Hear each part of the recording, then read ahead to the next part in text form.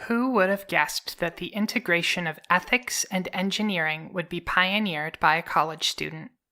This mild-mannered academic with red-orange hair and a wardrobe of flannel shirts, studded belts, and Chuck Taylors may only be partway through her collegiate career, but she's garnered a reputation for her affluent activism and expert engineering. Elwyn Ward has always been well ahead in science and engineering, ever since she broke out of her crib by bypassing its locking mechanism. In her upper-class suburban hometown of Cordial Springs, she earned scientific honors every year throughout grade school.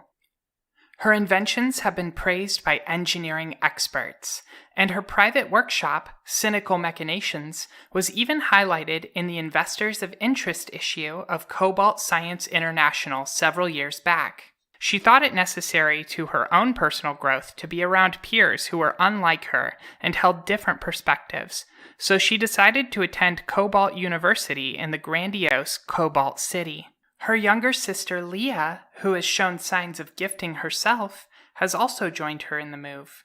Elwyn's new peers certainly broadened her perspectives, especially in relation to social issues. She attended peaceful protests where she quickly learned that those who have power are prone to abuse it. The dark side of power was on full display as law enforcement heckled and provoked protesters before arresting and falsely charging them. Elwyn knew from then on that she must use her technology for good, and created her vigilante persona, Stella Nova, with the goal of keeping absolute power from corrupting absolutely.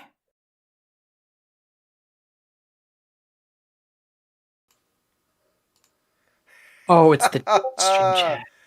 Hey, hello and welcome, heroes, to issue number 2 of Vigilantes and Villains, our latest big deal product that we're making. I'm so into superheroes, I'm even wearing Superman's shirt. I even stole that bastard's cape when he wasn't looking. So check that out. You got one of those? Yeah, right. I'm all into it now. I'm really excited for today's game.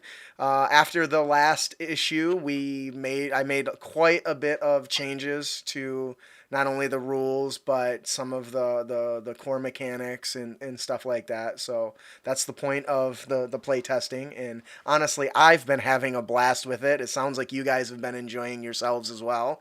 Yeah. I know when we left off in the last session or the last issue,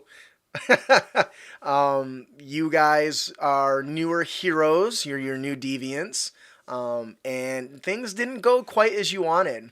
But before we get into that, I want to say I love the. I hope you guys like the intro we made for Stella Nova's character. With that, I would like each of you to go around and introduce your characters, since apparently we totally skipped Ian last time. So how about we start, Ian? Why don't you tell us who you're playing, who is their hero persona, and what is their secret identity or alter ego? All right. Once again, I'm Ian Wood, co-host for Crit Academy, and I'm playing the hero White Dragon, who is a trained crime fighter, and his alter ego is Nick Nelson, who's kind of like a day job janitor at the university, because at least that way he can access their resources behind the scenes. And he also goes through the homeless community too, because they see things that people don't, and he wants information. Awesome. Yes. Very cool. All right. Matthew. Hello, my name is Matthew. I am a friend and player with these 3 knuckleheads over here. It's true. And I play Chimera, a shapeshifter. What does Chimera do when he's not shapeshifting? He helps with the official authorities' internal affairs division. Ooh, I like that. That's cool. Can't wait till we learn a little more about them, eh? For sure. Austin? Hey guys, I'm Austin. I am currently playing Ravis Richter, a reporter who is also a crime fighter.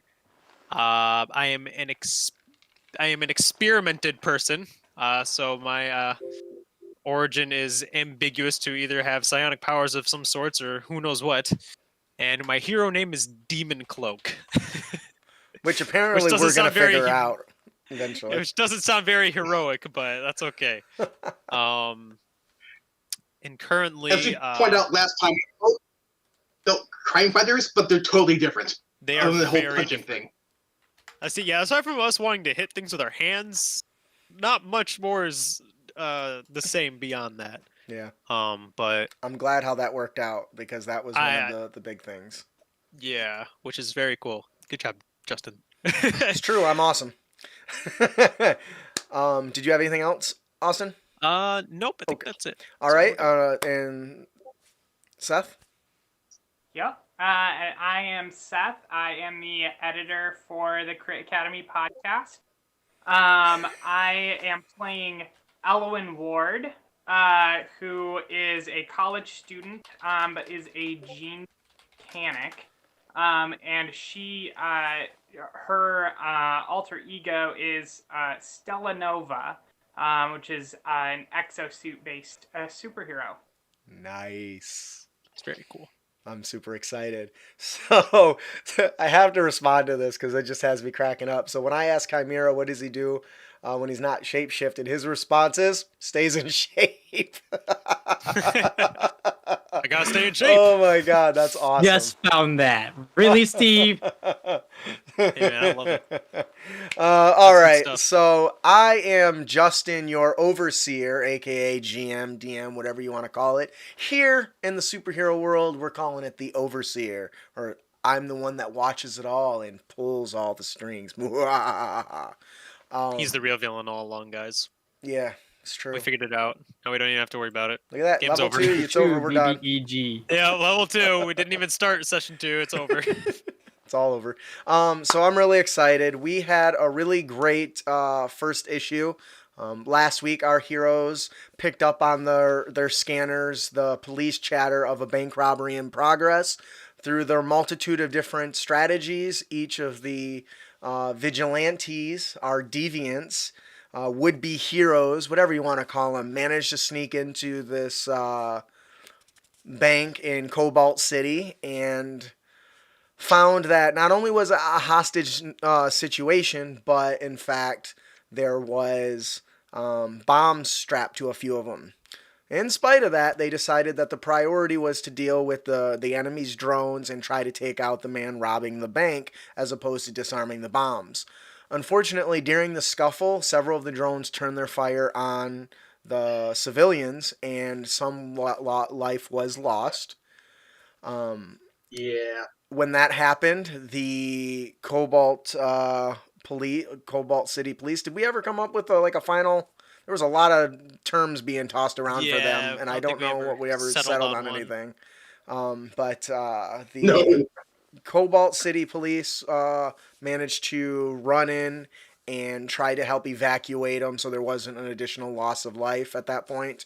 Unfortunately, our heroes decided to tackle the bank robber in the vault only to be foiled because it was a hologram and not actually the villain. Turns out the villain escaped with the hostages. Stella Nova's quick intellect was a little too slow that day, and she wasn't able to piece it together until it was too late. At that point, the DRT, the Deviant Response Team, was coming in hot and ready to deal with any miscreants. Unfortunately, their response time isn't perfect yet, still developing that speed, and they were just a smidge too late for our heroes to slip into their alter ego personas and walk away feeling completely utter defeat when it realized to them that the loss of life was 100% on them. If they had not intervened, would the robber have just got away and not hurt anybody? These are the things that have been plaguing them for over a week since they started. It's quite the emotional situation for a new hero who wants to help. So, during this week, I want each. I do want to point out that me of all people was not the one who threw the first punch. Right? Oh no, it was me. I couldn't believe that. It was 100% me. I threw that first punch real fast. Yeah, very Zorax of you. Yeah. Still kind of riding that high of must fight, must Yeah. resume combat.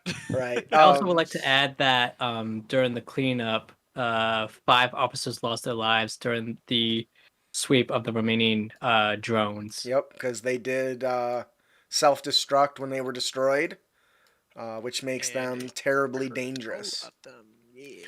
So now what we're going to do is I've messaged each of you individually, and I'm going to give you guys an opportunity to talk about what your character has been doing for the last week since their first outing as Greenhorn adventurers. Seth, would you like to tell us what Stella Nova, or is it Edwin? Elwin. Elwin has been doing? Yeah, so Elwin's been really digging deep into both her classes at the university, but also within her own personal mechanics shop to kind of boost up her exosuit so that loss of life won't happen again. That's been weighing very heavily on her. But between classes and such, she's actually heard a lot of gossip being within kind of that student community. And I guess word has gotten out that the loss of hostages last week may have been the direct response of involvement from vigilantes, whereas nobody has conclusive evidence thereof. The citizens of Cobalt City have been really shaken up about it. And a lot of them are calling for stern punishments for vigilantes who break the law, and think that they might be more of a hint of help.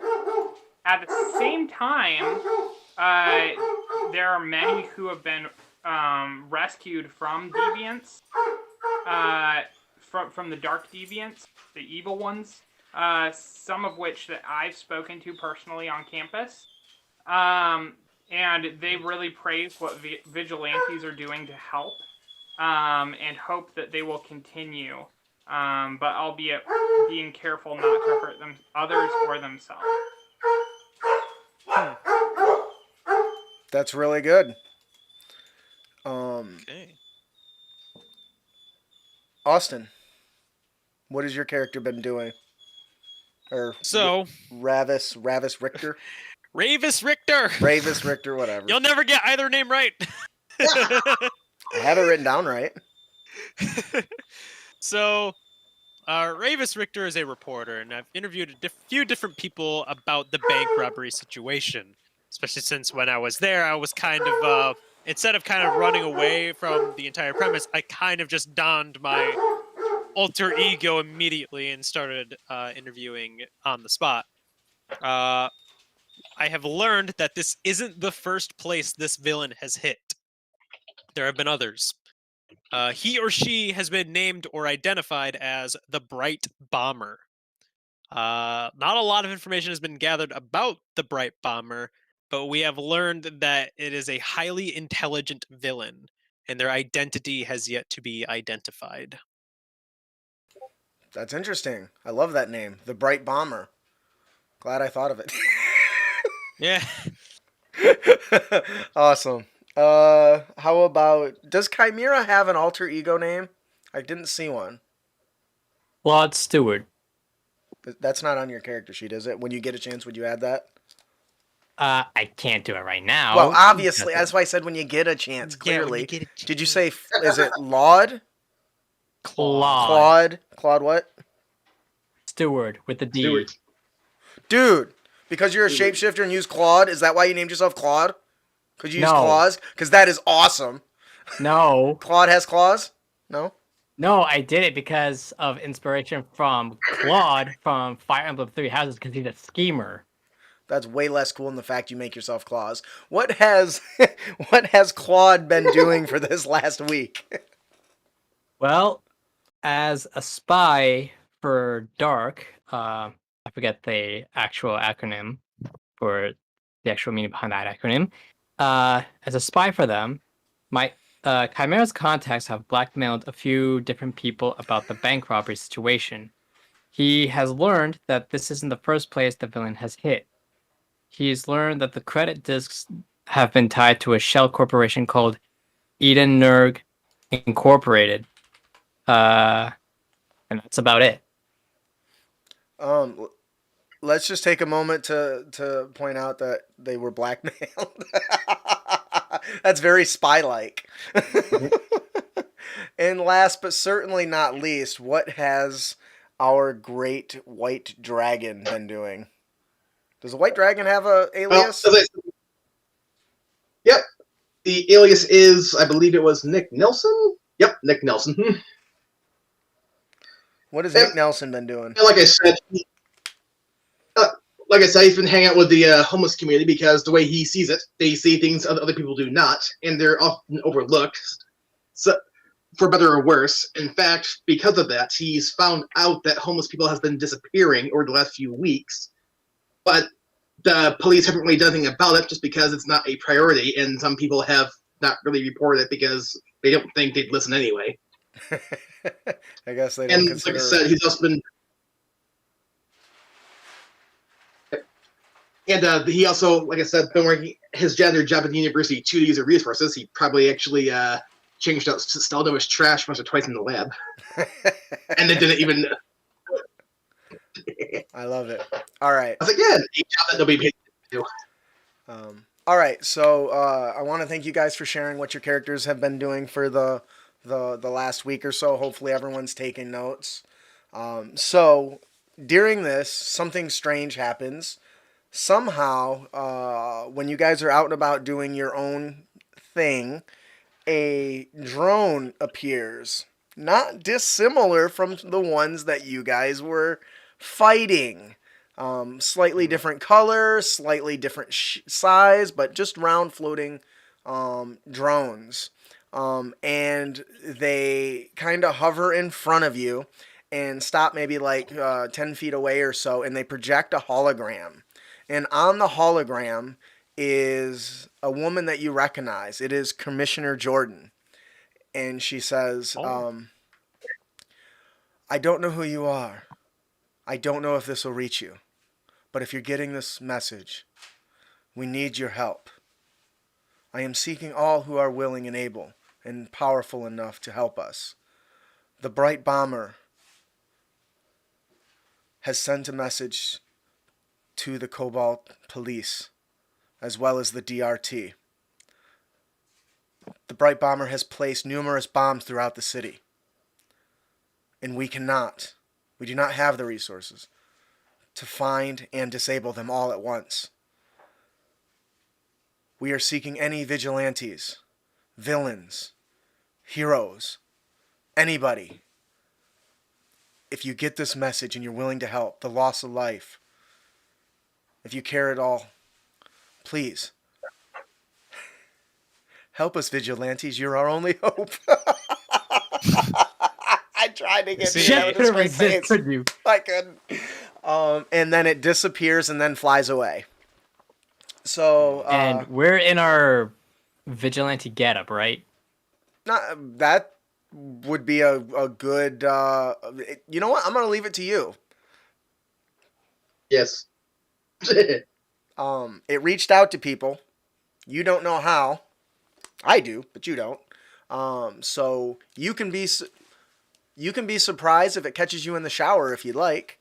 I'll leave it to you whether they find it. And in fact, we're going to go around the table really quick, and we'll have each of you kind of describe how your character is going to react. The message did give a location and a time. Early in the morning at about 2 a.m. in a strange location near a rooftop of the cynical machinations. Did I get it right? Mm-hmm. Machinations. Yeah. On top of It's machinations. machinations. Yep. Now, correct me if I'm wrong. That is your business, or is that like a family business, or just where your character works? It's just my personal workshop. Okay. Yep. So you're super intrigued by this. So why don't we actually start with you, Stella? How does Stella Nova react to this disappearing drone hologram? So, Stella is actually at her workshop currently, fixing up and trying to make some more tweaks to the exosuit, and is just kind of taken aback at the message, and not only that, but how it tracked her, because she's been really trying to keep that on the down low, obviously. So she's like, okay, how did this get here? It's a good question. All right, how about Ian? It probably appeared and somehow got into my really cheap and rundown apartment. I was like, what the? Oh, That's once again. so I didn't actually. Again, being a ninja. Yep, sorry, go ahead. Because being a ninja, I'm trying to keep a low profile. So the She's question. swapping out through all. Yeah, the question is, and I Go didn't actually ask Seth this. Are you going to answer the call? Yep. Seth. Okay, Ian's going to. Seth, are you going to? Yeah, I believe so. I guess you got kind of pigeonholed into it. It's kind of at your place, so I guess you don't have a choice. Right. I'm going to be there regardless. Yeah, I didn't really think that one through. For some reason, I was thinking you would be at the school and not at the. Anyways, Austin. I'm kind of just at home in like some 20-story apartment building, and it comes in, and it's just like, huh. Floats in through the window.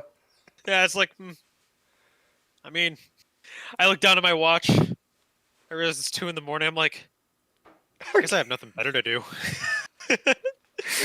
All right, so you're gonna answer And so I start the call. taking off all my piercings. I rip away the name tag. I get dressed a little bit. I'm like, all right, well, time back to work. When you say that, I'm envisioning, and I don't know why. Do you ever seen the lead singer of Disturbed? Like his superhero persona is just pulling out those gold like things out of his mouth. Like Superman pulls his eyeglasses off. You just pull out your piercings. All right. All right. I put on my trench coat. I'm like, all right, good to go. All right, and then what about Claude? He is in his one of his safe houses that his higher ups have arranged in case his vigilante cover is blown. He was making a routine check of the grounds, particularly indoors. When he gets a texted heads up from the higher ups that there is going to be a message broadcasted by Commissioner Jordan, and right when that happens, the drone then appears. Interesting. Do you answer the call? We have been called. We must answer. Very cool. I just pulled that from the Reinhardt movie from Overwatch. Love it. All right, so you guys find your super suits. Where's my super suit, woman? For me, it's just putting on a coat. Right? You know what? That's a cool super suit. It reminds. Do you ever watch the old Static Shock cartoon? One of the villains is named Hot Streak. Childhood, yo. One of the villains is named Hot Streak, and his whole super villain getup is just saggy pants. Saggy pants and a tight T-shirt. I think like the Punisher, where I just kind of put on a coat, and except without the insignia. Right. Maybe you need an insignia. All right, so you guys accept the call to action. Wow. Sorry, Claude is in my mind. I'll have to claw it out to get it out of there. Oh, stop! You're overdoing it. Thanks, Seth. All right, so you guys make your way there through your various means. I envision White Dragon is leaping across rooftops, and Stella Nova is clanking through the back. Oh, that's her house. She didn't got to clank anywhere. She's gonna walk upstairs. She real quick. suits up. Like dog. Yeah, she suits up. She's the first person there, right? Or you show up, and are you the first person there? And then the rest. How does I imagine Mr. Shapeshifter? You just kind of walk there dressed as somebody else. Yeah. Okay. You knock on the door. The residence. No answer. You end up having to climb up the fire escape. And then Wait, where are we heading? you're heading to the top of cynical machinations, not it's mech, right? Machinations. And I don't think we then established each other's information. you didn't. You just got a call from a invite to drone. that location, to her Yeah. location, to her. It just happens to be. She doesn't know why it's at her place. Once again, I do, but you don't. So you just know you're going to this place. And then, of course, you got Mr. Edgy over here with his trench coat just walking through town. Yeah, I'm just. Oh, hey. People kind of lights are pretty. waving, and you see people kind of poking around looking. You guys end up towards the climbing up. Oh, yeah, I forgot I have sunglasses on. Climbing up the fire. You got sunglasses at 2 a.m. when there's no sun. Lights from the buildings are all the taller buildings around does kind of cast a little bit of a light. The moon. I imagine Richter is just walking down with some chill, metal music. Some lo-fi. You guys end up reaching the rooftop, and you're kind of all just standing there for a minute. There's about 5 or 6 other deviants with you of varying sizes. You see a young, very thin, petite girl. It was interesting when she arrived. You saw her arms like stretch up from the bottom, and then she just pulled herself up. The whole. How tall is Cynical Machinations? Your warehouse? Is it 1 story, 2 stories? I'm gonna say it's 2. All right. Make sure we're adding that to the notes too. So it was really odd that she just stretched her arms basically and pulled herself up. She got a big E on her rubber suit. See where I'm getting with that? Another person lands in a very familiar style. Almost looks like a robot, but when he lands with a loud thud, you can see the way he acts is certainly an exosuit.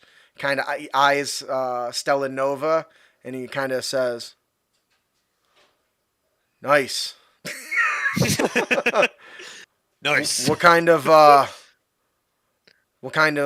metal you rocking there for your exosuit? Yeah, this is. Oh gosh, I forgot to change it on my notes. That's okay. Do you remember what it was? Yeah, it's Tanta. Oh, that's all you can afford, huh? Well, and then he just starts ranting about this high-tech polymer combination that you're just intrigued with, of how he made his own metal, and it's like got this perfect sheen, and to prove a point, he hits it, and no scratch, no dent, and no vibrations. You're super intrigued by this metal. You're not aware of it, but he clearly has a little bit of an edge over you. He says, "Yeah, when you enter the big leagues, let me know. Maybe we can talk." And then there's other ones, a big bulky guy, and you have one person kind of fall down who has almost like a jetpack sort of thing, but it's anti-gravity instead of a traditional jetpack, kind of lands. You guys are all kind of just sitting there looking at each other. Nobody's really talking to each other. They're more just kind of waiting impatiently. Some conversations do kind of start up. You spot a guy with a really big goggles over him. It's just like one layer of like lens. Kind of like visor. A visor with bright purple, like a dark purple, I mean, in his visor. And there is one other person who just looks like a street punk. He's got the mohawk. Not you, Austin. I tilt down the sunglasses a little. I could vibe with you. Yeah, he's got just a big mohawk. That's it. He's got tattoos all over him. He's just kind of chilling. Got a cigarette in his mouth. And so everyone's just kind of waiting. Nobody really knows exactly why they're here. You got about 3 minutes or so before 2 a.m. Do you guys want to interact with any of these people? Do you guys want to interact with each other? You do recognize each other from the bank job. Yeah, I would say that by the time I arrived at the location, Chimera's already in his vigilante getup. Okay.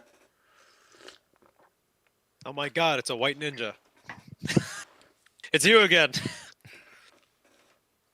I'm going to cut to the chase. Do we have a good way to track down these bombs and disable them? No. Not for me, anyway. I could probably punch a bomb. That might do good. Depending if it doesn't Yeah, blow up did as I you- impact it. Yeah, did you real good at the hostage situation last week? Ow. I'm just saying, I That's a took bird. down the most drones. Oh gosh. The spiked No superpowers, just these guns. the spiked Which is hair trying guy Need to says, reload. "What is wrong with you? I need to reload. Are you the reason? Are you the one?" And they kind of, all of them kind of look over at Ravis. Did I get it right this time? Ravens! Ravis. I'm gonna have to just change the fucking name for you. Raveus. Ravis. There you go. As long as it works. They look over to Ravis and says, "So it was your fault, the loss of innocence." I look at him. Yeah, I guess so. Just He takes a deep breath and then kind of lets it out slowly. Says, "I had one of those. It's not easy." Now this is coming from this like just badass looking dude, big spiked hair, tattoos all over, and he's just kind of calm. He's like, "It still haunts me. You know, the mistakes that we make affect those around us. That's why we have to be better. We have gifts. And you know, with great power comes lots of responsibility." I was like immediately rolling my eyes. I'm like, I know exactly the next few words that are coming at me. He goes, he says, Your name Ben, perchance. "What's that?" I said, "Is your name Ben, perchance?" His name is Parker. He goes, Oh. I'm only telling you that as the player because, you know, he hasn't given you his name yet. But I just, Fair. I'm nerdy, right? I can bring it all together. So he says, "It really hurt me that first time, but I'll be honest. It teaches us to be wary of not only our powers, but of making the right decisions." And then one of the big burly comes down. He says, "Yeah, I understand that." He walks up. He's got these big, massive arms. He's like, I was fighting my second deviant. I was inexperienced. And I got into a blinding rage. Knocked out the columns. Next thing I knew, the building was on top of me. And you can see kind of a bit of solemn look in his eyes. And he says, "It was my fault that they were hurt. Some dead. But I've learned from that. And I hope you will too," as he looks directly at your character, Austin. And he says, "We have to do better. I agree with this one." And he just kind of nudges at the big spiky haired guy. And then the tiny petite woman with the rubber suit and the big E walks up and says, "I haven't killed anybody." No? She kind of looks around. Okay. Yeah, I think you might be the only one in the room with that one. Yeah, maybe read the room a little bit. She says, "Well, it's really secret. It's really super secret. Way I don't hurt people. Do you know how I do it? I wait till the bad guys leave and then I just follow them home. It works really, really well." And you can tell now that whoever's Agreed. behind this mask is probably no older than like a young child. The excitement in her voice, and she walks over. "What about you?" She's looking at the big giant robot guy. "What about you, steel butt? You hurt anybody? I bet you did. I can see all the little weapons hidden in there." She starts kind of poking and prodding. Her arms are stretching around and her head's going one direction. She's just kind of super curious. And he kind of says with a gruff, "I will not deal with children. When do we get our mission?" Chimera's been actively looking up in the sky. Give me a He goes perception back check. to his watch. What time is it?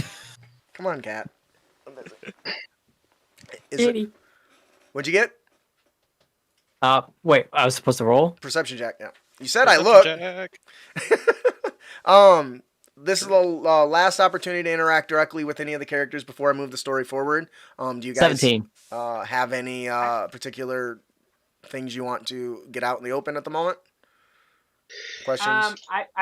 I just want it on the record that Stellanova thinks the metal guy who talked to her to begin with is a huge dick, and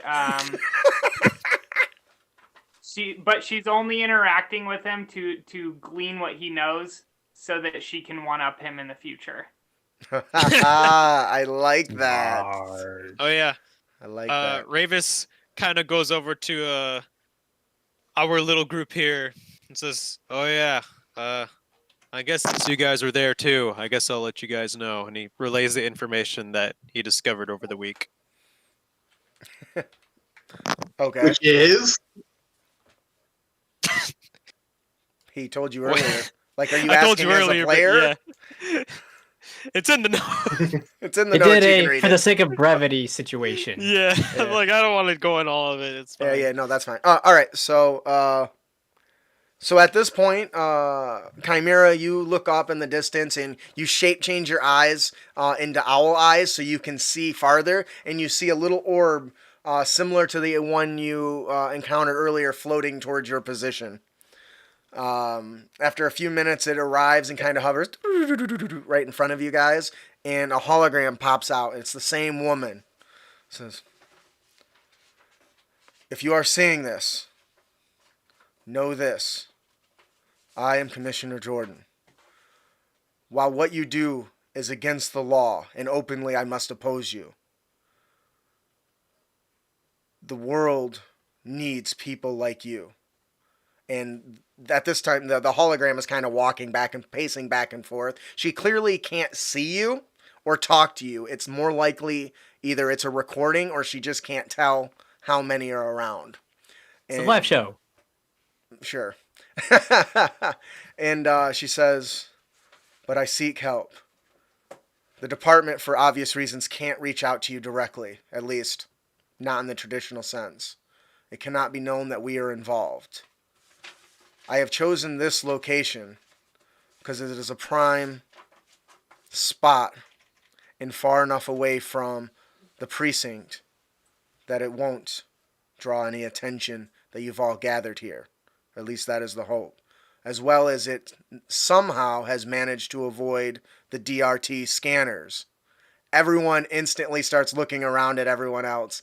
And Stellanova, you recall that you installed a gizmo that you created that prevents your building from being scanned by biometric scanners. I want you to add that note to your warehouse's details for me. And the big tech guy goes, "Yeah, I did notice that. It took me a little while to locate it on my scanners because, it didn't show up." I shush Iron Man and say with his voice modulator, we're trying to hear this. This is a serious situation. He says, "Here is the mission. I cannot promise you rewards. I cannot promise you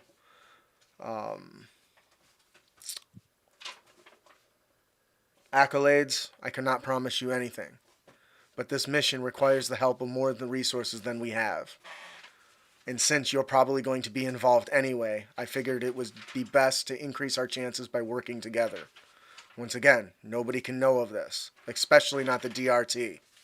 You know how they feel about vigilantism and it being against the law. So here is the task. We have identified 14 locations with bombs. We cannot cover them all. There is one fucking chat. There is one that has been unidentified as of yet. We do not know its location. But based on the Bright Bomber's message, there should be one more. What we're going to do is ask that you all, however many of you are, split into as many teams as you can and go and deal with this issue. I cannot give you any more help than the locations of the bombs. And we need somebody to help find the 15th. DRT as well as the Cobalt Police are on it. But I fear that it is not going to be enough. So I ask you again. Help us, vigilantes. You're our only hope. And then you instantly see a projection of a holographic image of the entire city. And you see all the different little plots of... Click, click. all the different plots of where the bombs are. And instantly several of the people shout, I'm going to take this one, I'm going to take this one. And everyone just kind of starts breaking up, leaving 3 locations, not including the undiscovered location, available for being dealt with. So, one of them is in a school. The Cobalt University. But they don't know exactly where in the university. The other, the second one, is in a shopping mall. And the last one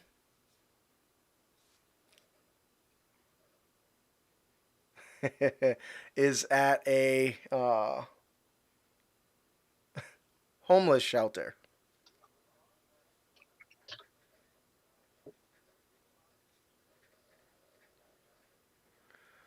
And at that moment, as they start taking on the tasks and leaving, you start to see the colors begin to change on some of the maps, or on the map, almost as if it's a live feed of where people are going. You quickly look over your shoulder and see the big steel man tap on some stuff, and as soon as he does, you see a light flicker, and then he blasts off. And that kind of trend kind of continues. As the little girl turns and says, I'll take this one. And she points at a convenience store. And then that one turns, what did I say? Yellow or orange? I don't remember. I already forgot. Flashes orange. And she stretches her body and starts just flipping around, jumping between building to building. The only 3 left are the school, the shopping mall, and the homeless shelter. Which one do you guys want to take? Gotta go. Stella's gotta go. University. Chimera will take the shopping mall. I'll take the homeless shelter. So I gotta find the undiscovered one. I wasn't for clarification. I wasn't expecting you guys to actually break up. I'm giving you an option to pick one of these as a group, and then the others will be handled by somebody else. Oh. Ow.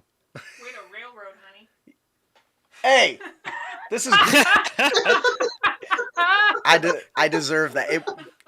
Okay. How about this? She said, "Way to railroad, honey." What I'm saying is, the intent was that you would go, but you don't have to if you don't want to. So the question is, do you want to go as a group or do you want to separate? Let's at least pair off. I was going to say, you make it a lot easier on me if you don't all go 4 different directions. Might be for the best. I would appreciate that very much. Actually, Chimera goes to Selenova. Let's go to the location you want to go to, then we'll head for the shopping mall. What the hell is going on with this douche in my chat? Hey, listen here, Mighty Joe Fuckface. Don't come into my chat and say RPGs have been ruined by pansy leftist thundercunts. Get the hell out of here, you incompetent buffoon. Somebody ban him. We don't need You can do that. We don't need any of your cunt ass in here. Get out of there. I don't roll that way, man. Don't give him attention. The Dungeons and Dragons community and RPG community as a whole is a people of acceptance and love. And if you don't like that, you get the fuck out. All right. Don't give him airtime. Move along. All right. So, yeah, I blocked him. All right. So, It's on YouTube. Yeah, right. So what 2 buildings are you guys going to take then? You said you're going to pair off? Yep. Yep, we're pairing off now. I'm following White Dragon. Stellanova for And I'm taking Chimera. me homeless shelter. Okay. And also I did. And also, before we move too far ahead, I did want to pass on that homeless people were disappearing to the group, but we moved along too quickly before I could get the word in. So Yeah, well, you can Yeah. just say I said that. It's fine. Yeah. right, that's what I'm saying. Okay. We all relayed what we needed to relay, I feel like, so that's fine. Cool. That... Okay. 1 second. Woo! I gotta do We're something. gonna do cool stuff! Yeah, you guys added a little bit to my prep that I didn't have prep. Bum, bum, Because I bum, had some bum, prep, bum, but bum, then I had to change it there. bum, All right. bum, bum, bum, bum. As it is for a DM. Matthew, give me a number 1 through 4. 3.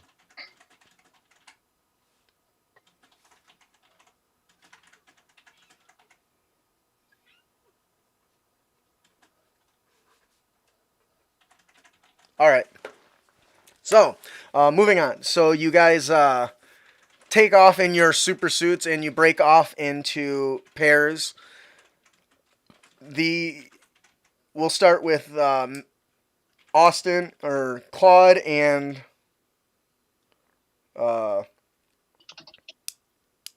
Stella Nova. You guys are making your Chimera way. and Stellanova. Sorry, I said Claude. That's your other character, your alter ego, whatever. But I got the character right. That I should get credit for that. All right, so you guys pair off and start the trek to the university. Stella Nova, you make that trip regularly. Is there any different a specific path you take? A train? Is it faster to run? A bike? A cab? Do you have a vehicle? Well, so considering that I'm in my vigilante outfit currently, I don't really want to take the normal means, but I do know some kind of like shortcuts through some like alleyways and stuff to kind of make it quicker. Okay. Go ahead and both of you give me athletics checks. Steve says +1 for getting the character right, -1 for railroading. Whatever, Steve. You said athletics? Yes, you're running a lot. You know. Not my strong suit. Hoof. I got 5. I got 5. Oh, that's not too bad. I got a 12. All right, so you guys are making the trek. How far away? Actually, I'm gonna make that decision. So it's about a normally a 20-minute walk for you. You're able to dash in and around the shortcuts through the alleyways between buildings and down the straight roads in your getup. Lights are getting on as Stella's running, click click click, and her big heavy armored boots are hitting on the ground. Some lights come on. They look out the window and they close them all up. The Chimera is dashing just ahead of you towards the school.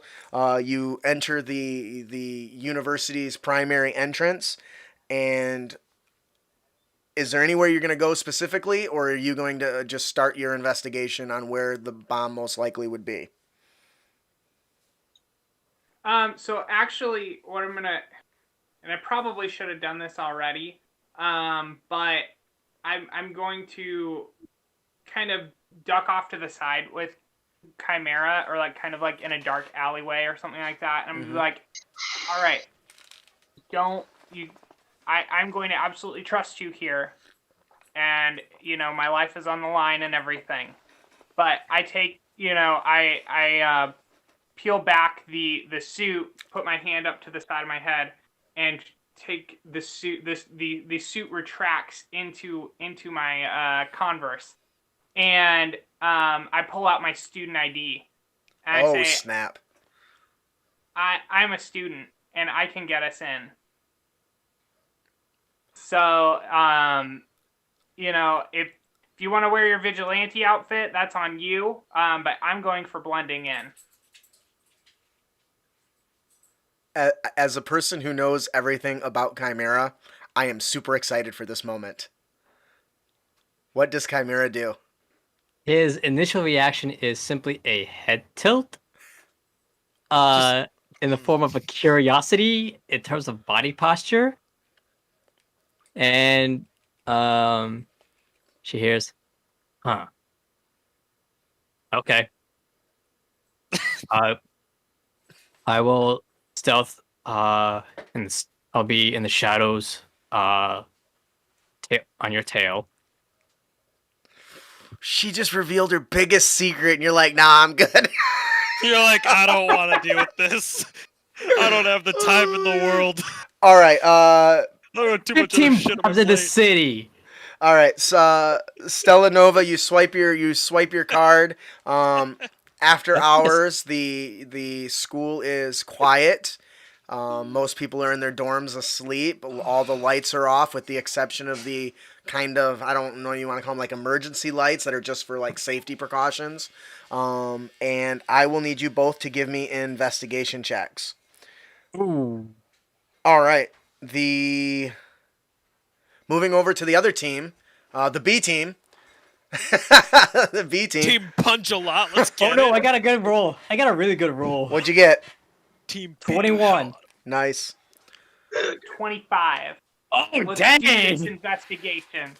Ooh, Team nice. fast and strong. Let's get it. All right. So Team Fast and Strong. We're gonna move on to you guys, the B team. You guys are heading to the homeless shelter.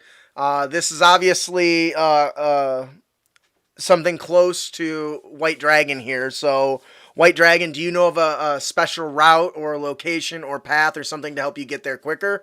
Maybe a bus that always passes by. How are you getting there, or just running?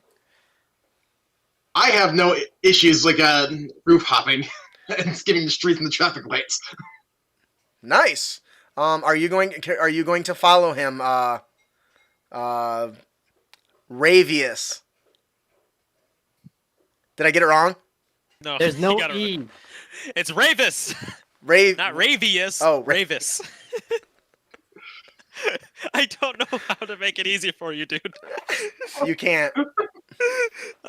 So my only What question is rooftop hopping, is that considered acrobatics or athletics?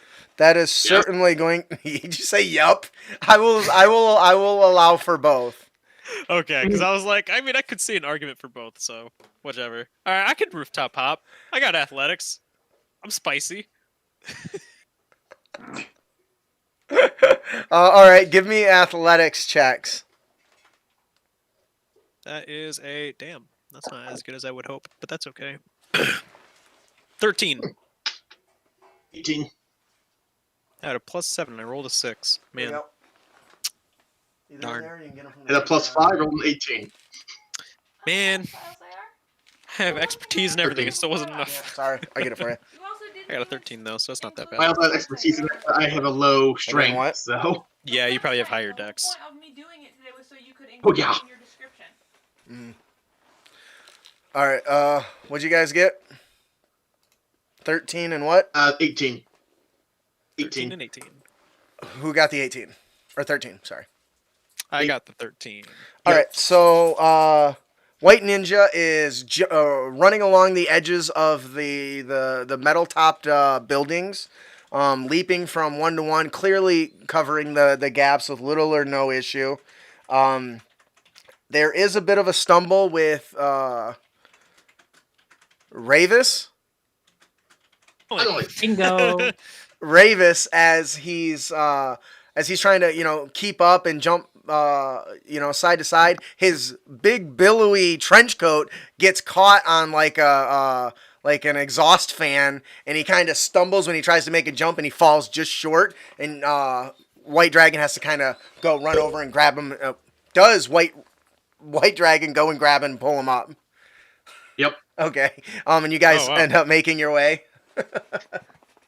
I'm not familiar with these parts. Yeah, good thing you're only like 3 stories up. It's not that big of a fall, right? That's why I don't really lose clothing. I got cure wounds. so- It's fine. So you I'll guys, regenerate. you get to a part of town where this strange smell kind of hits you. The smell of sweat and, stinky crotch, I guess. I don't know. People who don't shower regularly, right? You're getting into the Slums. Well, I don't want to say slums because even though it's a homeless place and it's a homeless shelter and all that stuff, the place is still very nice, but the people themselves just don't shower, right? Right. So, Fair enough. and you spot the homeless shelter. White Dragon, what is the name of the homeless shelter? Oh, helping hands. Helping God damn, hands. that's good. I like that one. All right, so you guys are up on the third floor, looking down across the road, and you can see the Helping Hands homeless shelter, and you'll see all the lights are off and are dimmed down. The few of the street lights are still going, but this late at night, most people are sleeping. There is a gentleman in a tiny booth sitting outside the door. White Dragon, you know this person. He's one of the 3 people that alternate shifts who are here to help people who show up that don't have a place yet. He's kind of always available, has a key and all that stuff. Sam, no time to explain. Except for the obvious, me and him. Have you seen anybody else unusual lately around here? Did you name him Sam? Because that's awesome. Yeah. What does Sam Yes. look like? Oh, 20-something teenager, 20-something guy that looks with a volunteer, looks like a college student. Okay. Really nice. He says, not really. What does he know you by? Yeah. He probably knows me as Nicholas. Yeah, Nicholas. Not really. We don't usually get guests in this late that often, so it's been pretty quiet as far as I know. Okay. Do not. What I'm about to say, do not panic. I received a tip off that there may be a bomb inside this building. He takes a deep breath and he goes, Nicholas, you do not tell somebody not to panic when you follow it up with there might be a bomb nearby. What is wrong with you? Many things, but that's a different topic altogether. He says, have you called the police? I mean, they gotta have the bomb squad or something, right? That's the problem. Apparently the police has received numerous bomb threats and can only handle so many of them. Well, what can I do to help? There's innocent people inside sleeping. I know. I want you to assume the worst might happen. Take each person up individually and tell them to leave, because that way people are getting out and it's not causing a panic. It's not causing a stampede. Question, Understood? actually. Shut up. Do you guys have fire procedures so you guys will Right. run out the building in a certain way? Yeah, yes, we do. Just pull the fire alarm. That's No, not gonna that'll blow up the yeah. bomb. No. And cast is not what we need right now.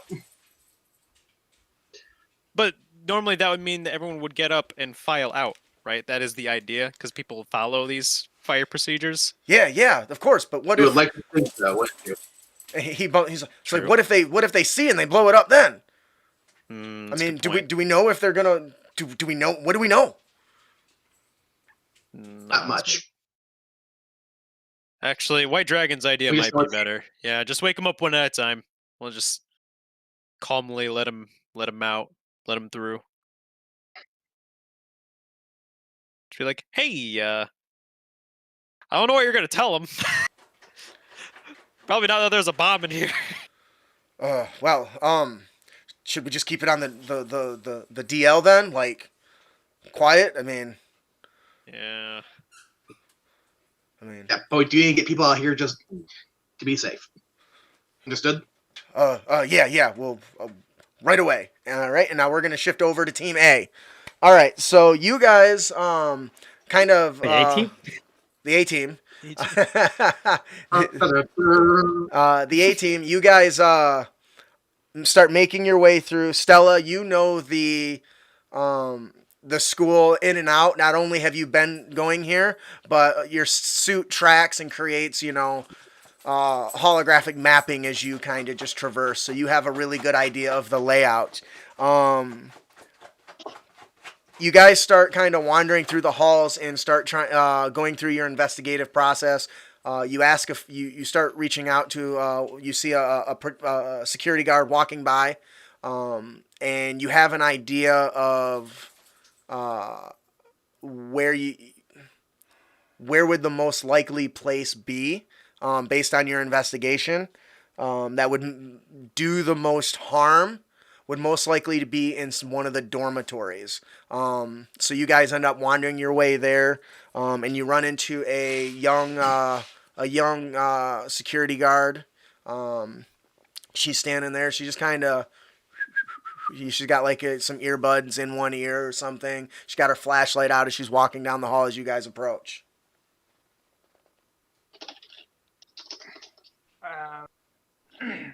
And I'm just going to kind of try to walk by without incident. Oh, okay. She kind of pulls her flashlight up and then,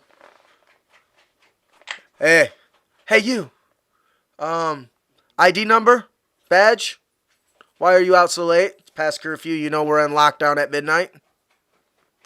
Hey, yeah. Here's my badge, my ID.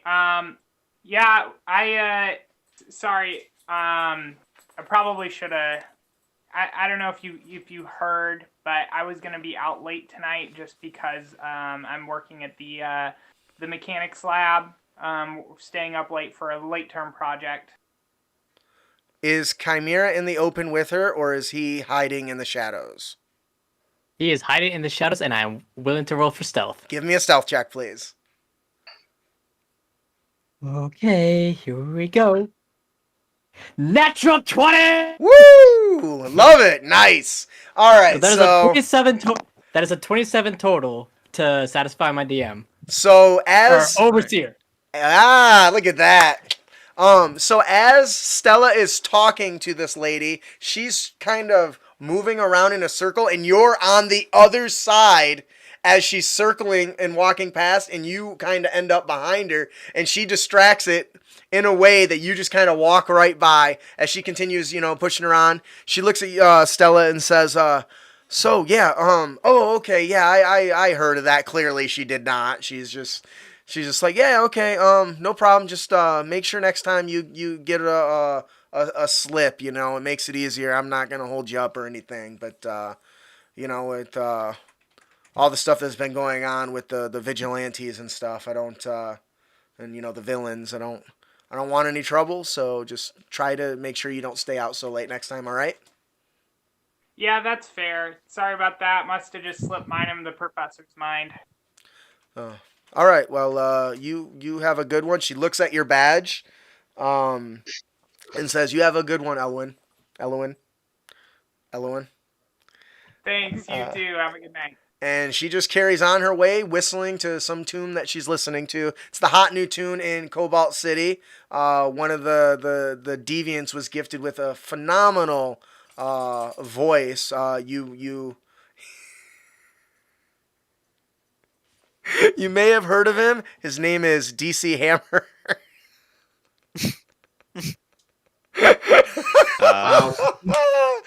I slayed myself. And everyone's gone. Everyone gives up. All right, so you guys start making your way into the dorms. You think you've got the right building. Now you just have to figure out which spot it might be. Do you guys have any abilities that might help you in this? If not, we'll go ahead and have you do an investigation check. We're really good tonight.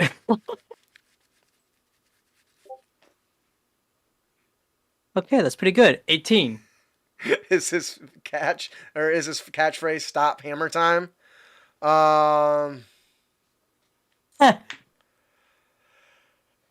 No, it's actually "Go Hammer Time."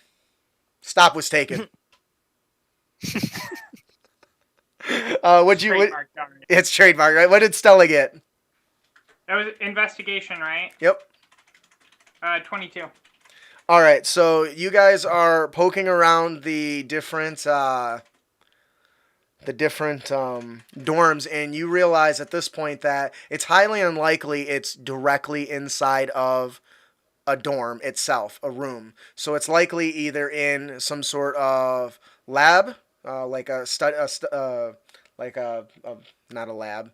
Yeah, like a place where kids go to do like homework away from their private chambers. It could study skill lab or yeah, something skills like that. lab. There's some I forget what they're called. Go Hammer Time is definitely a hero in a hero voice. All right, so the other option is it could possibly be somewhere in the electrical room that runs all the equipment and power. Specifically, Stella, you're confident this would probably be the best place because not only would it short out all the tech in the area, but would also be at a centralized location of the building. Kind of as if to support that claim, as you get toward the door, you actually notice that there's some sort of wire or something hanging out of the card lock. Oh. Yeah, I think this is the way to go. Not good. Definitely something fishy going on here. The problem is you need a security badge to get through. Give me what's that? I said, do I though? Well, it depends. Do you have any tools to get by it? I've got Tinker's tools. So I can try. Okay. Give me a roll. You want me to do tech check? Yep. Tech check. Yep. All right. Go ahead and give me a perception check, Chimera. Are you keeping an eye out? Yes. Okay. Let's keep them rolling. I got a 24. Oh, my I got an goodness. 11. You guys are on fire. Luckily, so as Chimera is keeping a lookout, he sees the flashlight coming one direction, and he looks, and it looks like it's going the other direction. You're safe, Chimera. And then you hear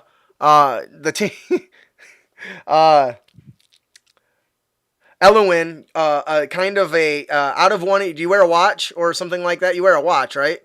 Something like that. Do you have anything on your person, Oh. or just your I've got boots? What? I don't know. What are you trying to? Yeah. Do you have something that would contain the nanotech that would come out and form a gizmo to do the hacking, for your exosuit, or we just have it come right Yeah. out of your boots? Yeah, those would probably come out of my shoes as well. All right, so these nanotechs kind of come out of your boots and run up your body and come out to your fingers and create little intricate gizmos. And you hear, it looks clear, as you pop it open, you push open the door, and then he licks, I was wrong! And he tries to shove you in because at the last second he was mistaken and the security guard is coming around the corner. So he shoves you in as the door opens and Claude shuts it behind you. B team, you guys are making your way into the homeless shelter. What did you call it? Happy what? Helping hands. Helping hands. Helping Helping hands. You make your way into Helping Hands. You've given some instructions to your buddy Sam. He is gradually waking people up instead of pulling the alarm. He's going room by room and trying to wake them up. As you guys are infiltrating this area, you're running up and down the halls. I need investigation checks to determine where the to kind of give you some clues to where the bomb might be located, or if you have any ability or trait that would help with that, let me know. May I give Austin's character the help action because I know the general layout of the place, so I give ideas where I think it might be as a result. Absolutely. I love that. It's still a 10. Because I don't think it'd be any of the bedrooms because those are high traffic areas and therefore might be too obvious. It's pretty good. You bring a good point. It's pretty good. Yeah, unfortunately, I only got a 10 though. Sorry, buddy.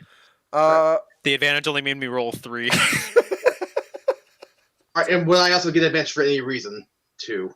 No, I gave it to one of you already. All right. Well, I rolled a 2, so What'd you get? yeah, 2. A 2. That's not great.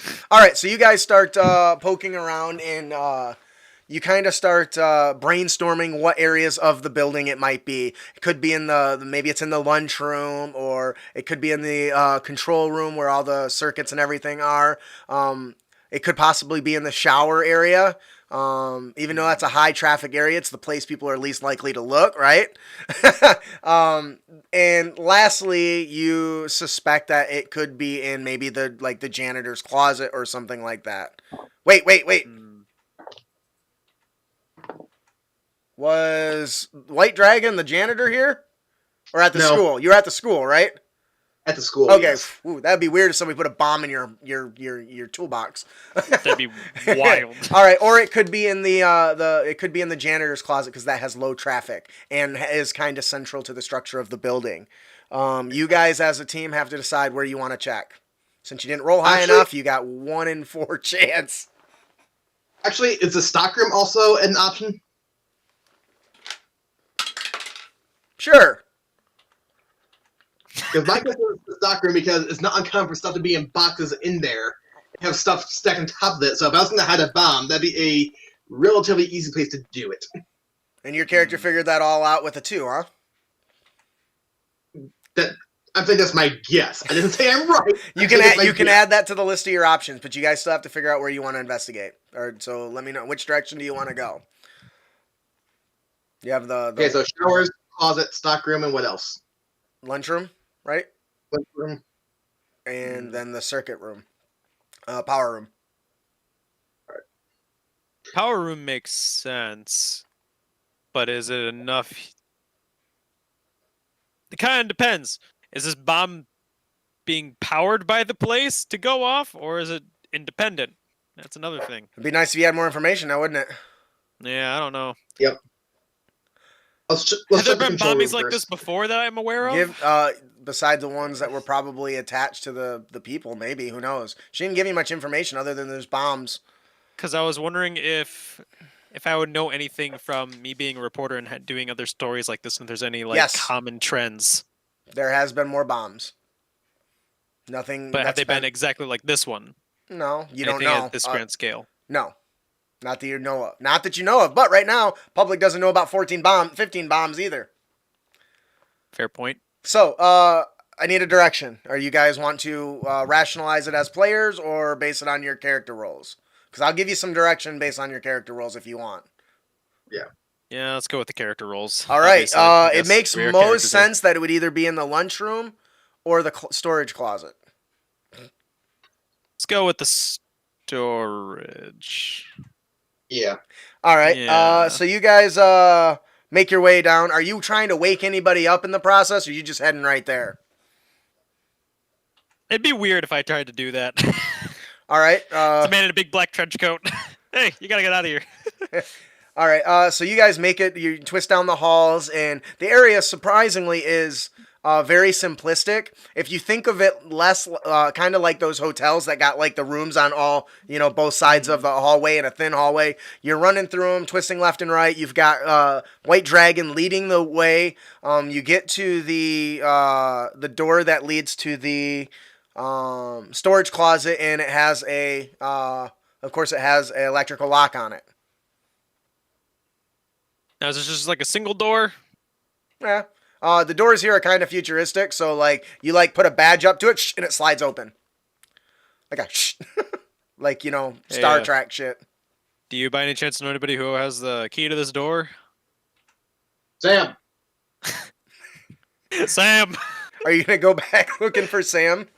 In the hallway we came through, Sam. right? Well, the building's huge, right? So you guys were swerving in and out, trying to get to where you're at. He's just going room by room, so he's not near you. Like a I have a Scooby-Doo question. chase. Is this alarmed? Do you know? Well, if you need a key card to get in, although he was a tech-based villain. I pull out a little. I pull out a little like silver column, and I say, "This is a laser sword. I can probably cut this damn thing open. However, I need to know if this thing is alarmed or not." I don't know. I'll tell you what. You go get Sam. I'll just check the next closest room. All right. All right. Go ahead. And, are you gonna run to him there, Ravis? Actually, Is it gonna be too? Oh, okay. What's up? nothing. Okay. And side note, Justin, I did take the hunting action power, so I can dash as a bonus action. So Ooh, nice. That's great. Have we already been running here, and have people been waking up? Yeah, or... you guys chose not to wake people up, so you've been twisting in and out. He basically started from the front of the building, is working his way out. You guys ran through Okay. several corridors, onto even another floor. So, All right. I'm gonna go find Sam, I guess. so you make the dash back. Oh my gosh. And as you're heading down a flight of stairs, you see people kind of begrudgingly piling out the back, and you see a door open, and you can hear Sam yelling, "White Dragon, you dash to the next location." Which location do you dash to? The closest location. whatever's closest to the That would be the kitchen area. Okay. So you dash into the kitchen area, and as you approach, you see the traditional security lock, but you can see a strange wire hanging out of it. We're gonna go back to Team A now. So Team A, you bust into this room. The door shuts behind you. You start looking around, and give me investigation checks, please. In this room, Assist Selenova instead. That's a good idea. I like that. Assist the techie. So you're in the electrical control room, right? You got a dashboard with all kinds of buttons, and wait, that's where you went, right? You went to the control room? Wherever we were going. It was the control. I think it was the control room. Yeah, it was the I thought control it was like room. the power room or something. Yeah. The power control room. So you got little buttons and levers and dials and a whole big giant complex panel. There's giant conduits running up and down the wall, going out the ceiling and all that stuff. It's very warm in here by comparison. Not uncommon. Stella, you're familiar with technology. When there's a bot of power in one area, it generates heat. So it's a little warmer in here than normal. But what did you get on your investigation checks? So was that with advantage? I'm sorry, because of his assist? Yes. Okay. Alright, so that is a 19. All right. So as you guys are poking around, you kind of, Stelanova, you walk over, you have your little nanobots, kind of run out of your boots and up on and are kind of scattering throughout the room and helping in your investigation. Part of me thinks that they're like the little drones in the second Transformers film. Yeah, but they're nanobots, so they're like really, really tiny. Like they're like thousands of little ants kind of running around, and then they like latch together to form armor and shit. Anyways, so as your little your exosuit pieces are kind of scanning and doing their thing, Claude looks over and he says, "Excuse me.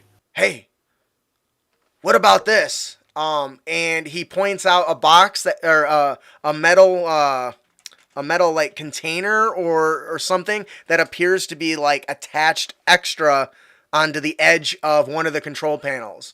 Is this normal? And you are certain that it is not. It looks like an afterthought, and it's bolted down very poorly and not even good. Like it was done hastily. Yeah, I'm gonna take a look at this. I want to suit up just in case. Ooh, shit! You're taking away my fun with that line! That's not a bad idea. Let me pull my nanobots back onto me. Oh man, I thought I was gonna get to ambush you. Oof. Thank you. See, that's what the assist is for there. Right there, yeah, absolutely. So, your nanobots kind of form into your boots and then scale up your body and form around you into your. What color was your armor? Was it like a. It was like Tron, so Okay. black with like the blue stripes. Yeah, and you get fully suited up, and you have this box in front of you that clearly looks like it was hastily added and doesn't belong a part of this equipment. What do you want to do? All right, I'm gonna take a look at it and see what I can figure out about it. Why is it here? All right. You pull out your arm. This little gizmo pops out of your fingertips. You quickly unscrew and you pull the thing off, and there it is. A complex set of digital circuit boards and wires, and there's a what looks like a possible 5-digit code on it. And it is counting down. There is a timer that is going to possibly explode if you kind of run the calculation because it's in machine code, not just like a number, because whoever made this is smarter than putting a visible counter on there. But you see the binary code, and your exosuit quickly reads it and identifies it as a countdown of less than 6 hours before it reaches 0. I need a perception. We got some time. I need a perception check from Chimera. Okay. Oh, that's a 7. I will disarm the bombs. Go, ball peen hammer. That's funny, Aaron. You got a 7? Yeah, my luck's turning bad on me this time. You can hear the sound of footprints. What sounds like footprints, you're not really sure. You can't tell if it's coming from the other side of the door, if it's coming from Stella Nova's boot or exosuit, or if it's coming from something else in the room. It's very odd. What did Stella Nova get? What did you? Sorry. Give me a tech check. All right. All right, I got a 21. I'm riding this high as far as it'll take me. Okay, so the way this is going to work, in order to do this, I have rolled 5 numbers randomly on D6s, right? Ooh. And I am going to tell you the numbers, so if you've got a pen and paper, you need to write it down in this order. And then I'll give you time. I'm going to switch to them so that I can move on while you get that in your head and written. The numbers are 33641. All right? Got it. All right, so now that you got that, you're allowed to ask. Make sure I'm reading my stuff here right. So what you need to do is each of the die represents the wires, the gears, the power core, the chip mechanisms that are found in this bomb. The sequence to defuse the bomb or disable it needs to be one of the following. It needs to be either even, only even, only odd, low to hide, or high to low. Based on your roll, you're allowed to ask a few different questions. And I'm going to make them simple for you, but you're still going to have to, or you're allowed to ask questions. Your roll lets me feed you an answer. And since you rolled really well, you're allowed to ask me the position of any 2 dice. Now, while you think about that, do you got that? Does that make sense between the two of you? Yeah. And you guys, as a team, can work on this. I don't want it all to go to Stella Nova, even though she's the techie. We'll use her check rolls, but I want you both as brainers to work on this. So while you guys are thinking on that, I'm going to go ahead and move over to back to these other guys. Team B, the punch team. Yep. So as you are dashing down the hall, Ravis, You spot you spot the Sam as he comes out, and he says, "What are you doing here? I thought you were looking for the..." And he catches himself before he says, the B word. Out loud with everyone around, because he's escorting him quietly, but he's like in a rush. He's like, Right. What are you doing here? Did you get it? Did you find it? Huh? Maybe. Do you have the key to security? What? The card? Yeah. What do you need that for? Some of the doors are locked. We need Well, to wait. of course they're done. They're supposed to be locked. Oh yeah. Whatever you need to help. He pulls off the thing and he hands it directly to you. He says, Thank you. "I'm trying to get him out as quickly as I can, but it's not going as fast as I like." You're doing great. All right, White Dragon, you bust into what? Was the kitchen, right? And the door was locked with a single wire protruding. Which looks really suspicious. Imagine that. How do you react to that? Slowly. I'll see if I can. Okay. Let me do. I don't think I have a lockpicking kit or anything like that. Disguise kit, threatening ball bearings, explorer's kit. Yeah. Nope. So is there anything you're going to do with the time that you have? Or are you just going to stare at this, push the door open? I mean, it's locked, just like the other ones. There's the maintenance closet. What's that? Go check the maintenance closet? 4 tools. Oh, I see what you did there. That's really nice. All right, so you quickly dash Well, it there. so happens that I'm going to be there. Yep. So you run back and you see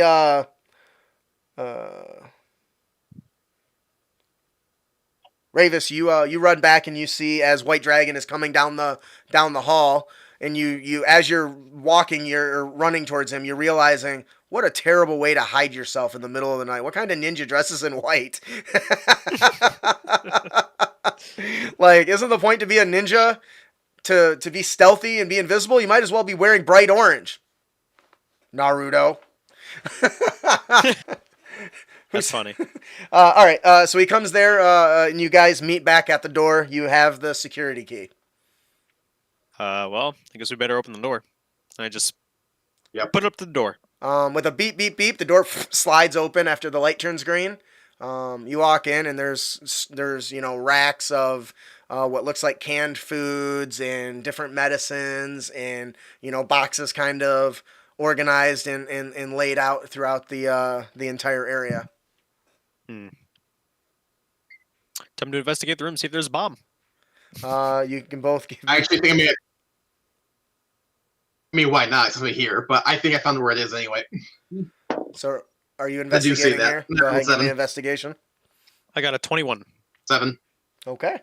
So as you're poking around, Mr. Stealthy White Ninja, you bump into you're trying to poke in through some of the medicine boxes and stuff, and you actually tip and knock over some of them. They splatter on the floor, and medicine and stuff and pills just go all over the place.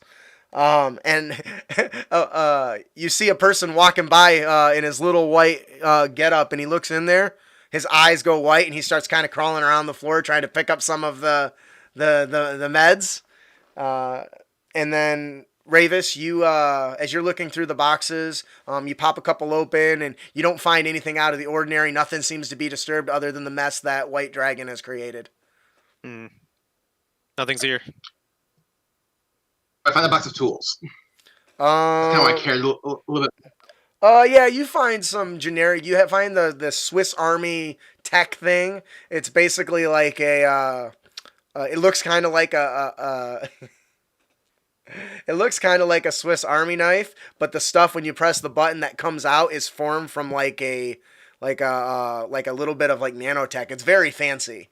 It's basically a universal screwdriver that turns into like a hammer and a screwdriver and whatever tool you need at the time, right? Perfect. Cool. Okay. Add that to your inventory, by the way. Universal screwdriver, and somebody put that in the notes. Because now I gotta. Now I gotta. You literally put in a universal screwdriver. Yeah, I did just now. Only because he went and looked for it, and it sounded awesome. That's how I DM. I just make that shit up as I go. You do realize what that reference is, right? Yeah, that's totally not from a guy who gets reincarnated and is a doctor in his spare time. Yeah. What do you guys- So anyway, now we got to break for the lunchroom, right? Yep. So you guys start making your way to the lunchroom, and as you come out, more people are piling into the room you just left as they realize the door is wide open and stuff is spilled on the floor. How does it not close automatically if it's a secured door? Did you close it? Oh, are you gonna close it? But do we have to? That seems No, you don't. weird. There's somebody in there, right? A couple people in there now. Well, I slap his hand and say, "Hey, get out of here, security!" And I look at the point at the thing. He goes with a crooked finger. You mind your own business, okay? Get out of here! I Like a need 30-year-old these dude. meds. He kind of Just just a nearby ladle, and I smack his hand with it. you smack his hand. He goes bah, and his breath assaults your nostrils. Clearly, he hasn't brushed his teeth in weeks. A little bit of spittle gets on you, right on your glasses, on your shades. Your little windshield wiper, tick tick tick tick. Clean it up. Oh, Aaron made a funny thing in chat. Why do you dress in white? Flashbang. That's funny. Doctor Who? Who's the owl? All right, so you guys make a run for it, and you come to the door in the kitchen, and there's a little wire hanging out of it. Very subtle, hard to see. All right, I think this might be where the you know what is. I'm gonna try to at least take the panel off slowly, see what we got to work with. All right, I'll leave it to you. Okay. If you can assist me, that'd be great. I need a technology Cool. check. Assist as I can. Technology or sleight of hand? No, this is definitely technology. I guess Oh, that's my fair. intelligence modifiers is 0. You got the help action. Got you back, buddy. Yeah. 17. There we go. Okay. So as you disconnect this, you see that there, is a small something is diverting power from the lock. You know now that under normal circumstances, it probably won't open. Yeah. Somebody Normal, somebody diverted the passcode and the power that leads to this lock. Do you think it'll? I was like, they don't want us to get in here. Hey, So, Your square one goes in the circle one. okay. Like, is this? Because it's a sliding door, right? Yeah. So is this wire like connected between where the door and the thing would open, The- or is it like? The sliding door isn't like two that close and open. It's just like that. It's just one door, Yeah, but the panel's on the wall. I guess, did I answer your So- question? Yeah. Okay. Actually, indirectly, but yes. So if I try and force this door open, is it gonna rip that wire off? No, not at all. You want to try and force this door open? The alarm's not gonna go off anyway if it's just taking power from it. Good point. At least I You assume. can certainly try. Yeah. Is that what you're going to try to do? Pull the tool. Crowbar mode. Crowbar mode. Just fuck. So you guys going to try to force it? I'll need some strength checks.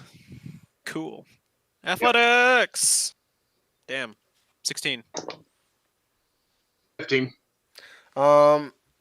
As you guys try to wedge your crowbar and try to brute force this thing open, a rush of crackling electricity leaps from the control panel, flushes the door, and sends a shocking stun through both of you. I need dexterity saving throws. Whatever it is, it's not high enough. Yeah.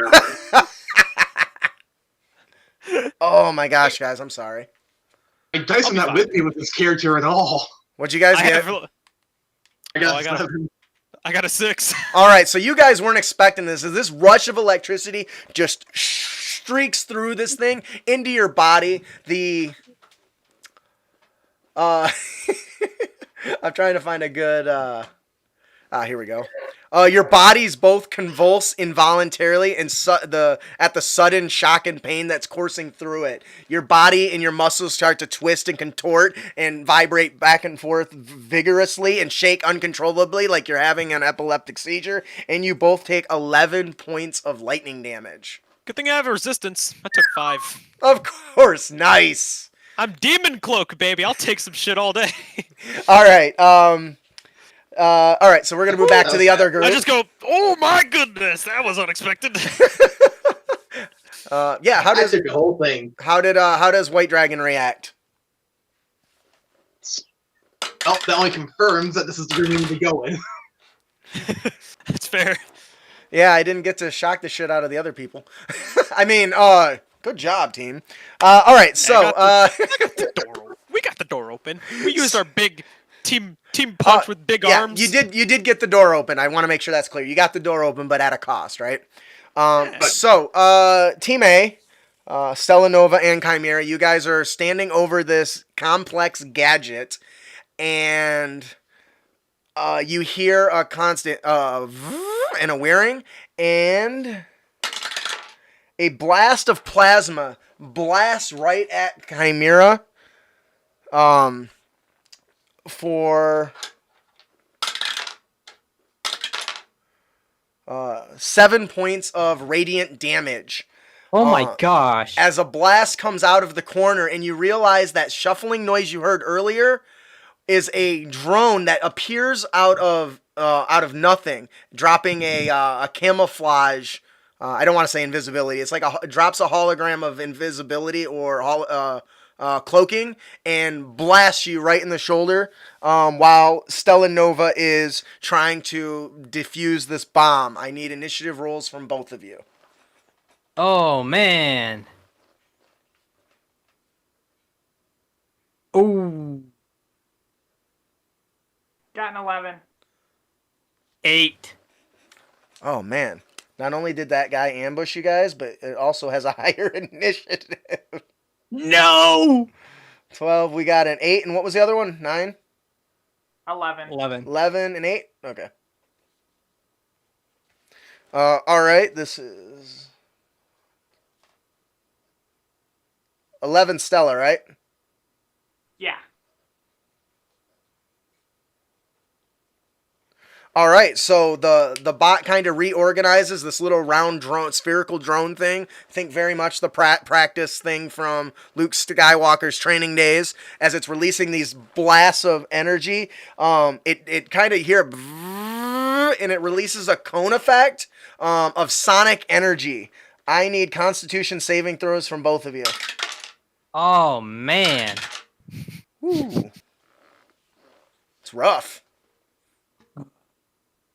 Oh gosh, no, I got a nat 1. I got an 8. You both fail your check and take 8 points of thunder damage as this thing rings sonic energy.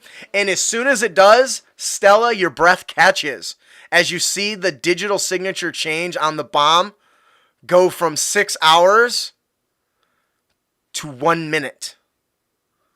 Oh gosh, no. What are you going to do? It's my turn, right? Yes. So you have a couple options. You can try to attack. Focus on the bomb.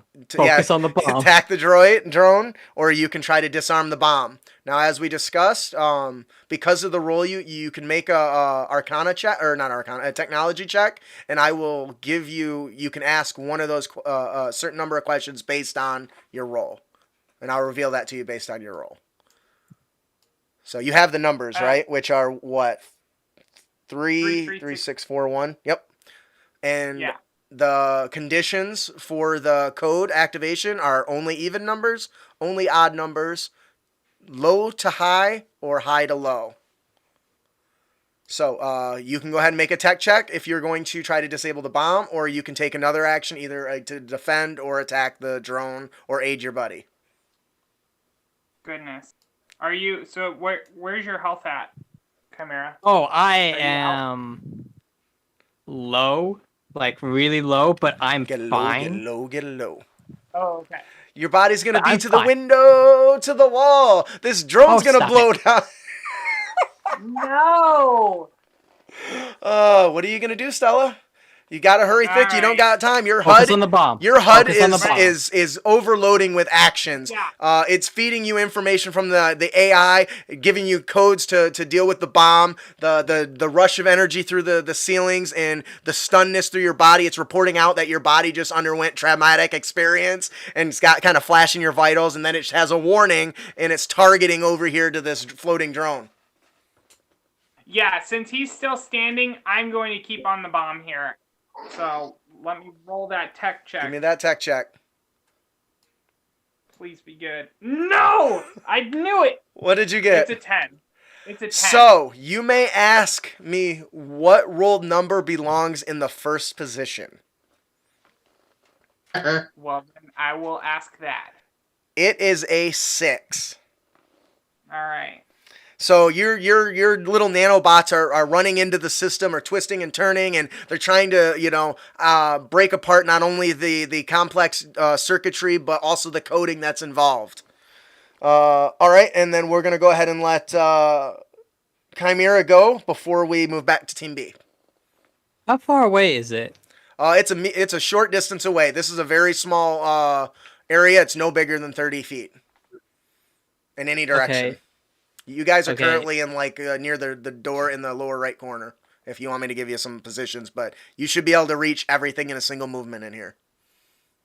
Is it at level with me? Nope, it's about 10 feet in the air, floating on the ceiling. Dang it. Actually, no. You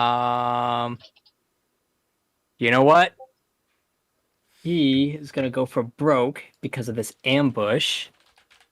He is gonna use his one power slot and use actually he's gonna get close enough in range. He's actually gonna use his thunder wave. Okay. For clarification, you're in a control room, so that's going to blast in the area. So you might hit some circuits, but as long as you're okay with that. I'm not saying it's going to cause any damage to you or anything, but a quick look suggests that you might damage the equipment in some way. Not the bomb or anything. You'll be far enough away from that. But I just want you to know that there will be a side effect of that.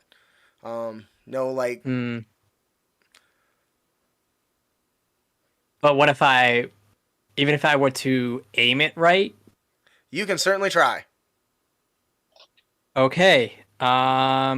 Give me, if I remember this correctly, give me a con save. Okay. That is a 12. That is my power DC. You take half of 2d8 thunder damage. All right. So how does your power look? How does this thing manifest? What does it look like? Is it a gun? Is it a power out of your hands? Do you shout really loud? His arms begin to crackle a blue lightning energy. And as he puts his arms out, that same energy begins to crackle between his arms and eventually between the palms of his hands. And then he draws his arms back. Flap! That's cool. Sending a vibrating echo throughout the entire frontal area in front of you. The drone gets smacked by it, and you see it kind of dip a little bit as it worries and it vibrates a little bit. Many of the electrical components and stuff that's kind of behind him kind of crackle and break apart. With switches and some of the screens kind of go flying everywhere. You see several of the control chairs that are at the panels kind of just slide across the room and tip over. And you have 5 points of thunder damage. That's before you have it. So that doesn't do much considering last time. It's still shaking and trembling. It is still up and floating around. You can see sparks kind of flying out of it a little bit. You can almost say you've da-na-na-na-na thunder da-na-na-na-na-na. No, okay. You can say he's been thunderstruck. All right. Before we go back to the top of this round, we'll move back to Team B. Team B, you guys, Just recently got electrocuted. yeah, got the shit shocked out of you, but you got the door open, so you're probably in the right Hey, area. man, I took it just fine. God damn it. Thunderstruck reference because of Steve. What? Did you do the Thunderstruck No, reference because of No, Steve? you cast No, Thunder that's Wave. just Justin. That's just how he is. Torpedo's like thunder. All right, so I need to know what is your plan of action. You guys have been electrocuted. The room is trapped. People are trying to escape. There's a bomb probably in this room somewhere. Do you want to give me an investigation check, or do you have a tool or ability or something that might help? First off, I'm hitting myself with Cure Wounds. Does that hurt? So how does I'm that good. look for you? I haven't changed the name of that yet, but I'm working on it. In my case, I put my hands together and breathe in and out. And you see my burn just suddenly seems just to heal. Ooh, do you glow or anything? It's just raw Just whatever was ninjutsu. dark. Just a little bit. All right, so you're able to quickly heal yourself up a little bit. What about Ravis? I'm gonna investigate. Give me an investigation check. 14? Thunder. That's gonna be stuck in my head. So you start poking around looking for some oddities. The first thing you notice is that the hang on a second, let me check something. Such as where this wire is probably leading into. No, that wire that was hanging out was just because he trapped the door. Oh, Or she or it. yeah. Don't know what it is yet. Or who. Except for the name, I What? guess. Or what, yeah. All right, so as you start kind of poking around, you're kind of looking over the area and trying to figure out where would be the best place that nobody would look for a bomb. You kind of open up some drawers and everything, then it occurs to you, if I was a bomb, where would I be? And you look over where nobody would look. You wander over to one of the big trash cans, you pull the lid off, as sure as shit you look in there, there's a big box that's bolted to the inside. It's very hastily done. It looks like it doesn't belong there because it's a trash can and it shouldn't have a box bolted to the inside. I need perception checks from both of you, please. 26. 21. Oh, wow.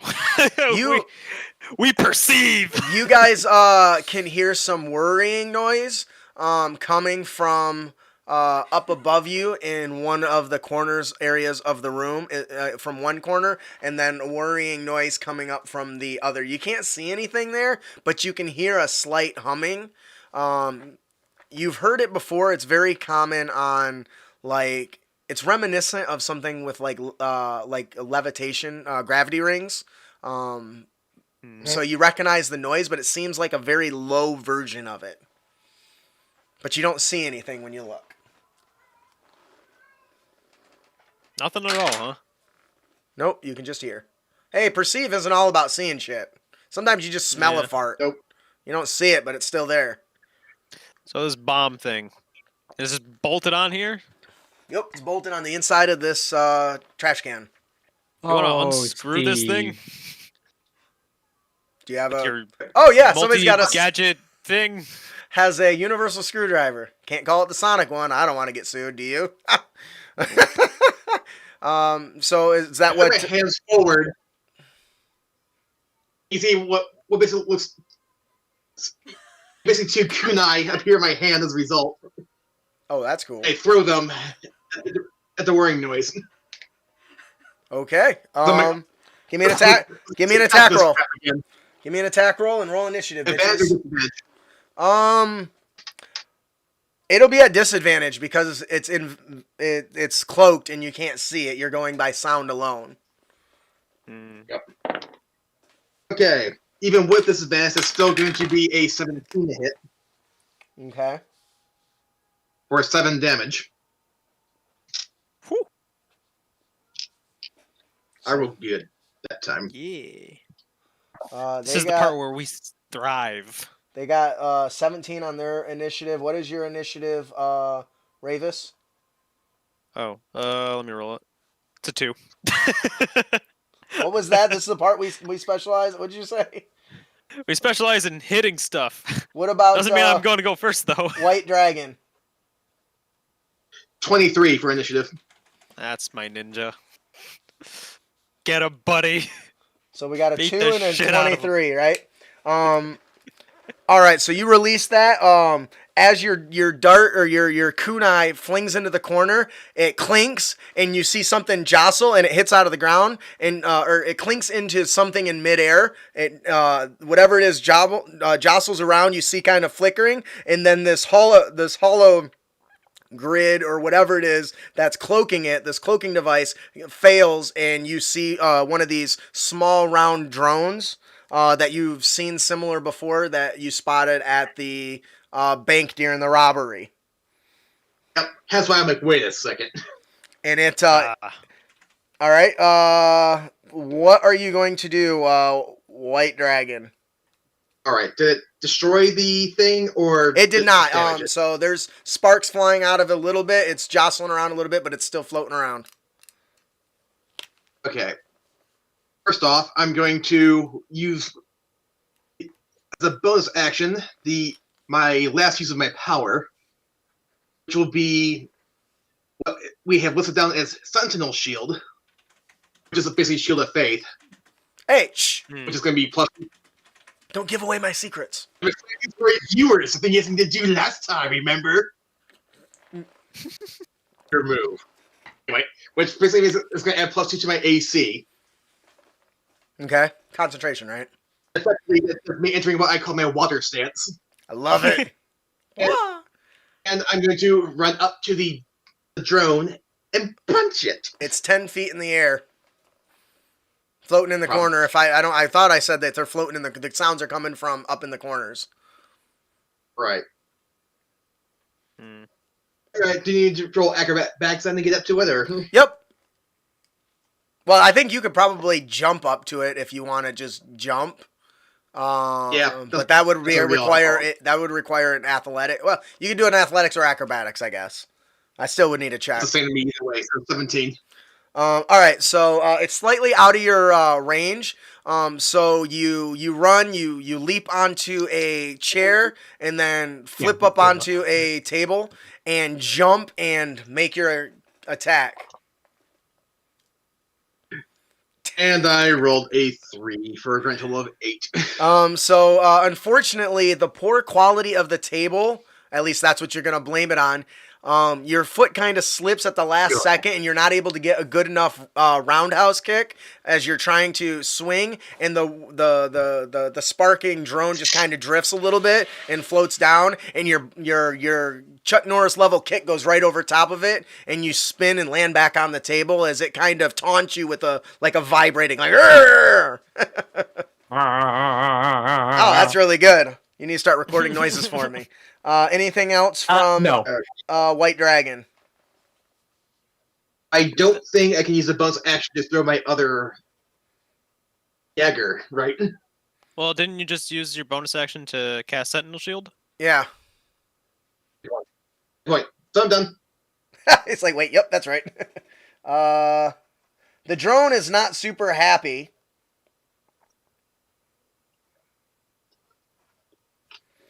The sentry drone kind of takes a look at you and isn't super happy, so it's going to release a sonic wave in your direction. I need you to give me a Constitution saving throw. Woo! Max damage. Oh my god. Well, assuming he doesn't save, I guess. Right. 20 save. You do save, and you take 6 thunder damage as a sonic wave blasts out from this thing as it's worrying. And it slides you just to the edge of the table, but not enough to knock you off. And it begins whirring and then floats around back over to the other side of the room with its movement, putting it a short distance away from you. Okay.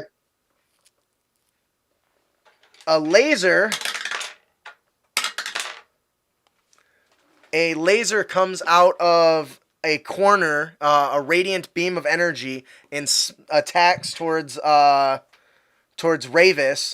for a 14 on hit. I don't know if that hits you or not. I don't It think hits. Does it? Unfortunately, it All just right. barely.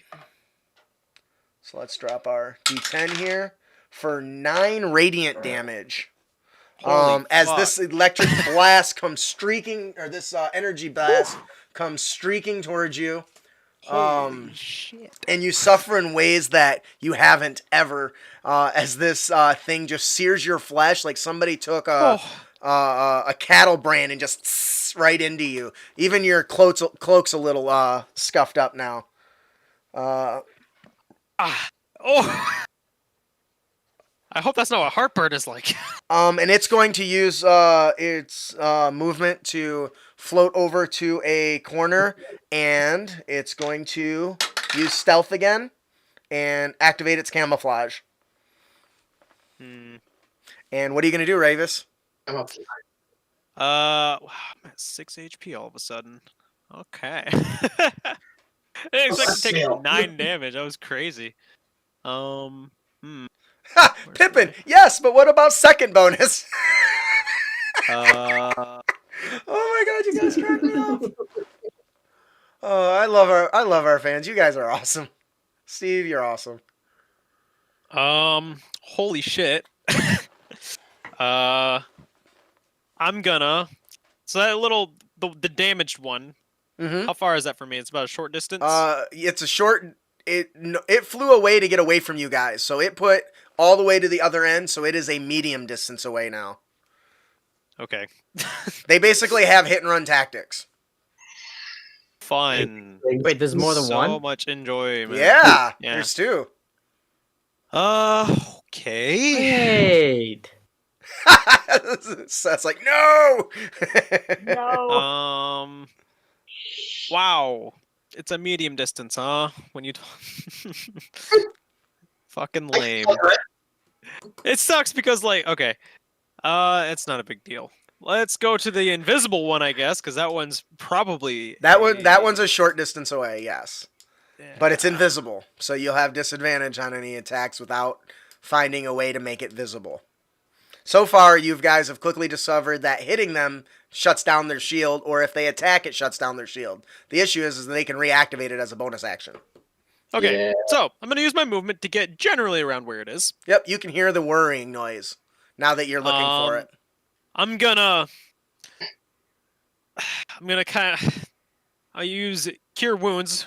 So, because of course I took it too, because fuck yeah, I'm gonna take Cure Wounds. I don't want to die. Oh, we lost Seth. I only heal 3 HP. That sucks. Oh, plus power casting modifier, which last I checked was charisma. So I guess 6. Okay, never mind. I'm doing okay. And then bonus action. I'm about 10 feet from where I think the bomb is, right? I'm probably further away from that, probably good 30 From feet. the bomb or from the drone? The bomb. The bomb is in the thing, so you were next to it until you move. If you move... So yeah, I'm a short distance away from it. Yes. Cool. I activate overheat. Don't turn it on next to the bomb. I see what you did I don't there. want to turn it on next to the bomb. I was like, I don't want to... Just say it. I gotcha. Okay. So this is why he's called Demon Cloak. So instead of him just kind of bursting into flame, you see what looks like the face of a demon sprout out from my body, and it just incinerates things all in 10 feet of me. That is cool as hell. Exactly. Why And it's didn't you purple, use that not sooner? Fiery. Because I'm not near it, and it's 10 feet. And it catches everything around me on fire. It's kind of not very useful in certain spaces. Yeah, the table next to you just bursts into flames, the chairs, they start burning. But it hits this thing. It takes 3 fire damage.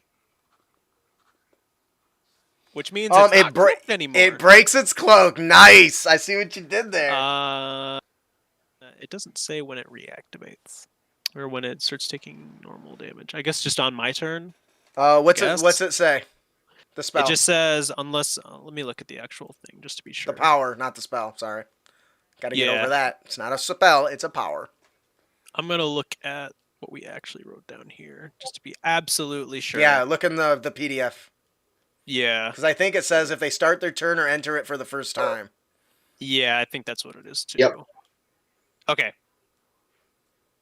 Let me make sure. Where is it? It's right. Is there? Oh, yep. Steve says decloaked by the cloak. Yeah, Oh, it's 5 feet now. he's Okay. not wrong. Yeah, I had to activated. nerf the range, but it grows with you. Yeah. All other creatures in your aura take fire damage equal to your proficiency bonus. Oh, proficiency bonus, so 2 fire damage, I guess. Yep. Okay. I changed it so it was more damage consistent and that it scaled with you without me having to do anything. Yeah. Yes, I'm Okay. lazy. So it doesn't say beyond that. Okay, so what was the question then? I guess I'll double check. Would it take more fire damage on my turn or on its turn? It's supposed to when the effect is created, or it starts its turn or ends its turn in the aura. So once you created it, and then again if it starts its turn in the area. Okay, that's all I need to know. And I will clear up that ruling on that. Yeah. Okay, and that's my turn.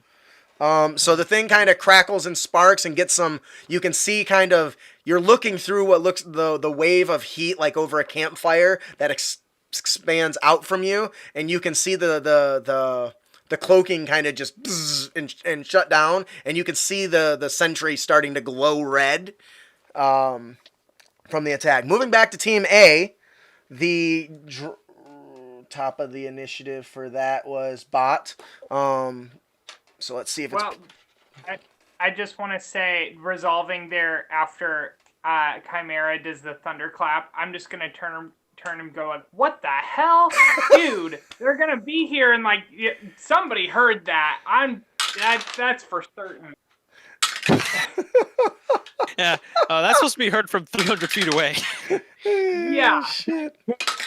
Response would be, a drone is shooting at us, and there's a bomb in the room. You really want to debate this right now? The drone For a is... guy who's supposed to be stealthy, you're not very stealthy.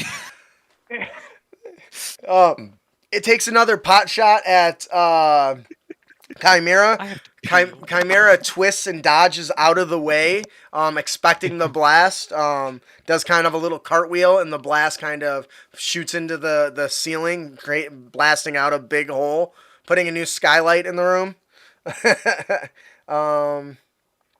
Stella, what are you gonna do?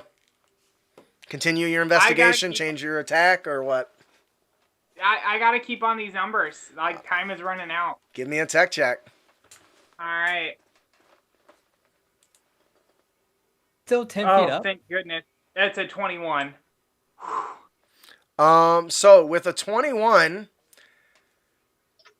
you may ask about any 2 positions on the grid for the numbers. So you can like you already know the first one, so you could ask me what the second one is, the third one, the fifth one, or the fourth one, or the second and the fifth one, and I will feed that to you. I mean, honestly, I think we just gotta go down in order here. So what do you think?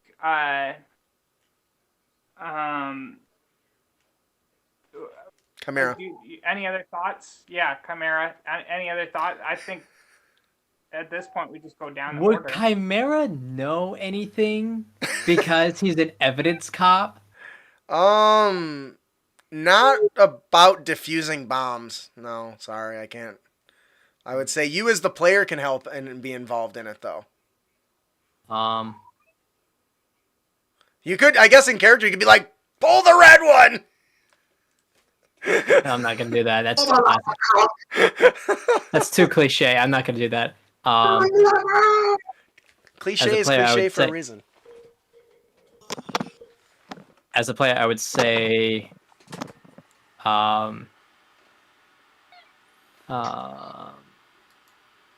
try doing it in an order. Like, you asked for the first one, right? Previously? Yep. Which she got. Yeah. Which is 6. Yeah. So, okay, try for the next 2. do you need me to give you what the sequences are again?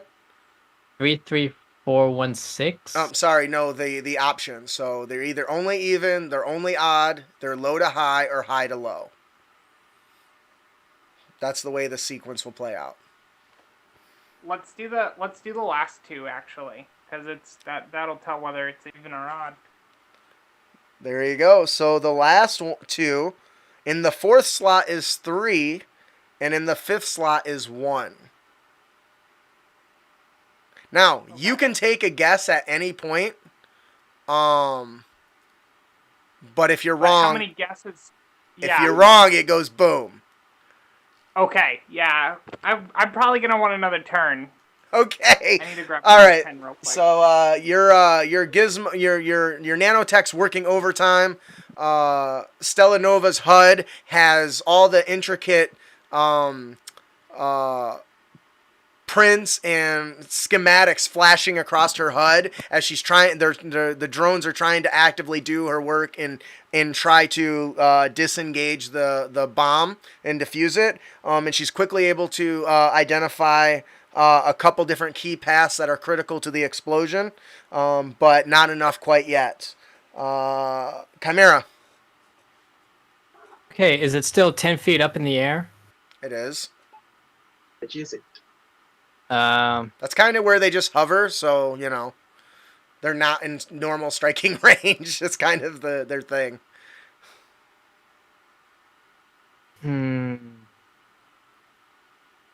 Should I do a light? You know what? I'm gonna do a lightning strike. Okay. Oh, that's not intended. Oh, that was so good. 23 to hit. Yes, that'll do it. I'm gonna use this one. So that's 6. That is 2 points of lightning damage. Yep. How does your attack look?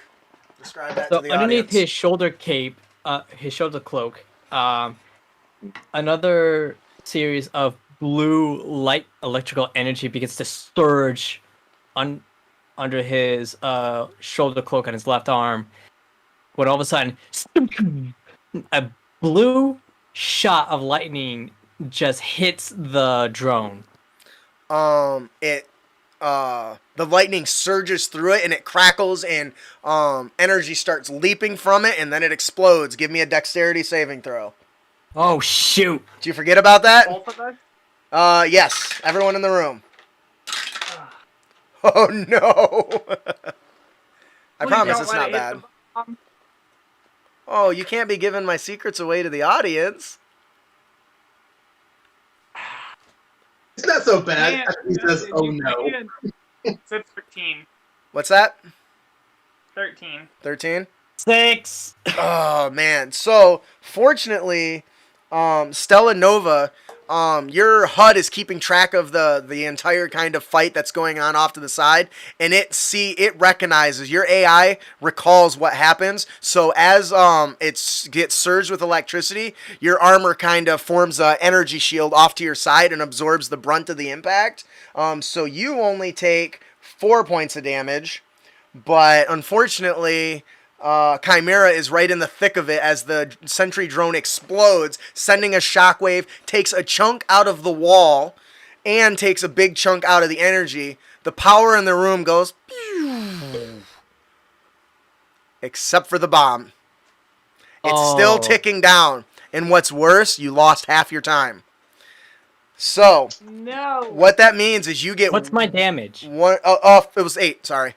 I think she only took 4. So what that means is you get one more check to feed information, and then you got to make your decision on either to run because you don't think you can do it, or guess and hope you get it.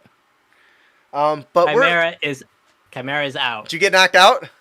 Yeah. Oh yeah, big chunk of the wall from this explosion. The school's circuit system is kaput. All that's really creating any light in this room is the lights from the bomb and the light glowing off of Stella Nova's exosuit.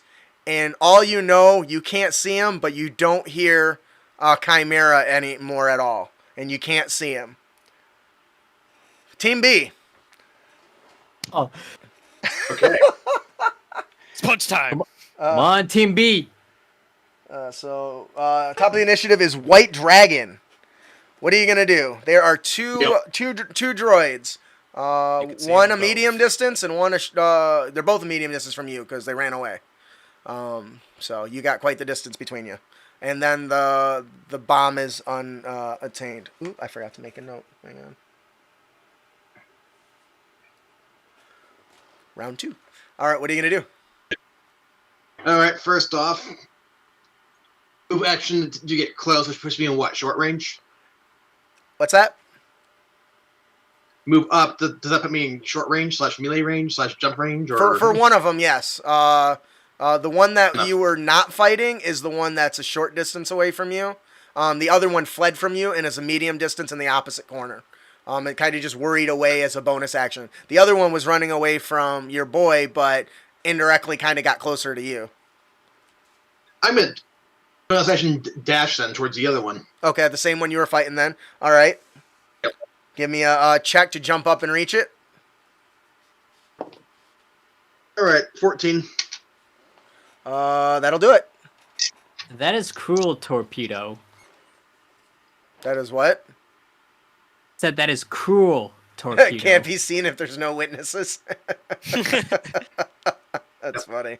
All right, and that's going to be a 22 to hit for 6 damage. Woo! How does it go down? How do you what kind of unarmed strike you making here? I kick into the ceiling, And it explodes. shoving. I need a dexterity saving throw. You're in the kitchen. Oh I got gosh. 15. You 15? you succeed. And you take 5 points of damage, of fire damage. As the explosion rocks, the lights in the area flicker, and one of the windows and doors gets blown out. And there's a new a big hole in the ceiling. Okay. Oh no. Nice. All right. Top of the initiative, or that was you at the top of the initiative. Now drone 1 is dead. We're on to drone 2. It kind of hovers and worries and looks down at Ravis. Take 2 more fire damage. You are Oh burned yeah. up. Oh dude, no. It is burning up and explodes. Give me a dexterity saving throw. Oh. Okay. Woo. Ooh. 8 on the die. Shit. That is a 9. That's not gonna save me. That's here. not going to do it. So you're going to take 8 points of fire damage as this thing explodes, blowing out the whole little buffet section. It's gone. Big chunk in the metal gets splattered and shattered in all directions. Windows get blown out. The door that you came in slides open automatically, and some of the lights and stuff go out. You hear a flashing, and the fire sprinklers come on and start filling the whole area with water. But both the drones are down. I'll take it. Whew. It's a good thing I'm resilient. Right? All right, what are you guys... Those experiments worked off after all. what are you guys going to do? We gotta go back to the bomb. Yep, you bust Okay, do we want to move the trash can, or do we want to screw out the bomb? Well, here's the thing, right? We still have to unbolt the thing to see how much time we have left before we make that decision. Did we move? Oh wait, I'm not there. Fucking Steve. Damn, who the hell closed last night? That's good. So right. I need to know what the plan of action is. You're the one with the tool. Let's try unscrew You're handy unscrew damn. it. Yeah, I you're. What'd you get for your tech check? for my tech check. You can add your proficiency bonus because you have the tool. The universal tool. Okay, that's gonna be Oh, 21 I then. help you. Yeah, you start screwing and it pops off. and there is a code written into it. You can see complex wires and pulsing knobs. You can see light kind of moving through the different cables and stuff. I will need tech checks from both of you to see if you can interpret what you see. Oh, fuck. This is really bad for I'm- you. Because it doesn't just have a little number on it. The only reason Stella could read it is because she's proficient in technology. Yeah, we only It's have like that one intelligence, right? tech-based character. Yeah, it's Oh, yeah. intelligence. It's a 12. What did you get, Ian? Fine. There's bleeps and buttons and you have no idea what this thing is doing, but it certainly doesn't look good. And you don't know Can what I to do with read it. Any sort of timer or anything? No, or... you can't. What you can tell is It has that no there storage is. yet.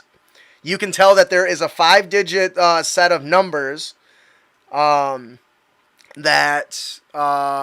tell which that can be inputted to disable it. I have an idea. Because I think neither of us know how to fix this thing, right? No. Cool. How fast are you?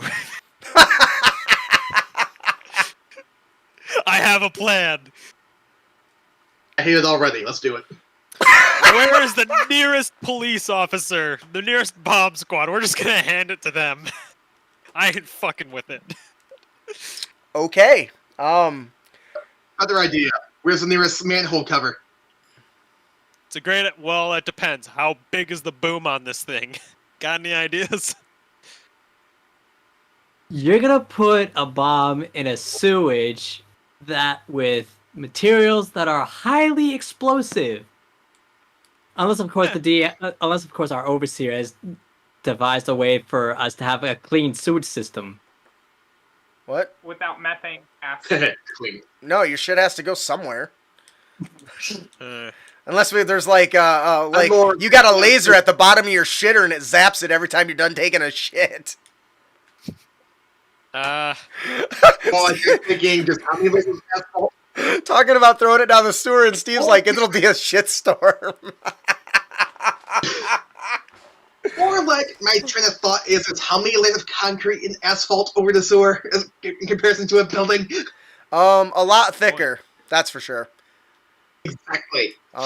It's your best. You think it's a good idea? how big is this bomb? Backpack size. That's a big bomb. It is. Yeah. That's a fucking huge one. All right. So you guys gonna uh, toss it down a sewer? Everyone's Guys, evacuated, we don't know right? how shit Well, they're evacuating out into the street where the sewer is. They're in process. more like While you guys are thinking about that, I'm gonna move over to Team A.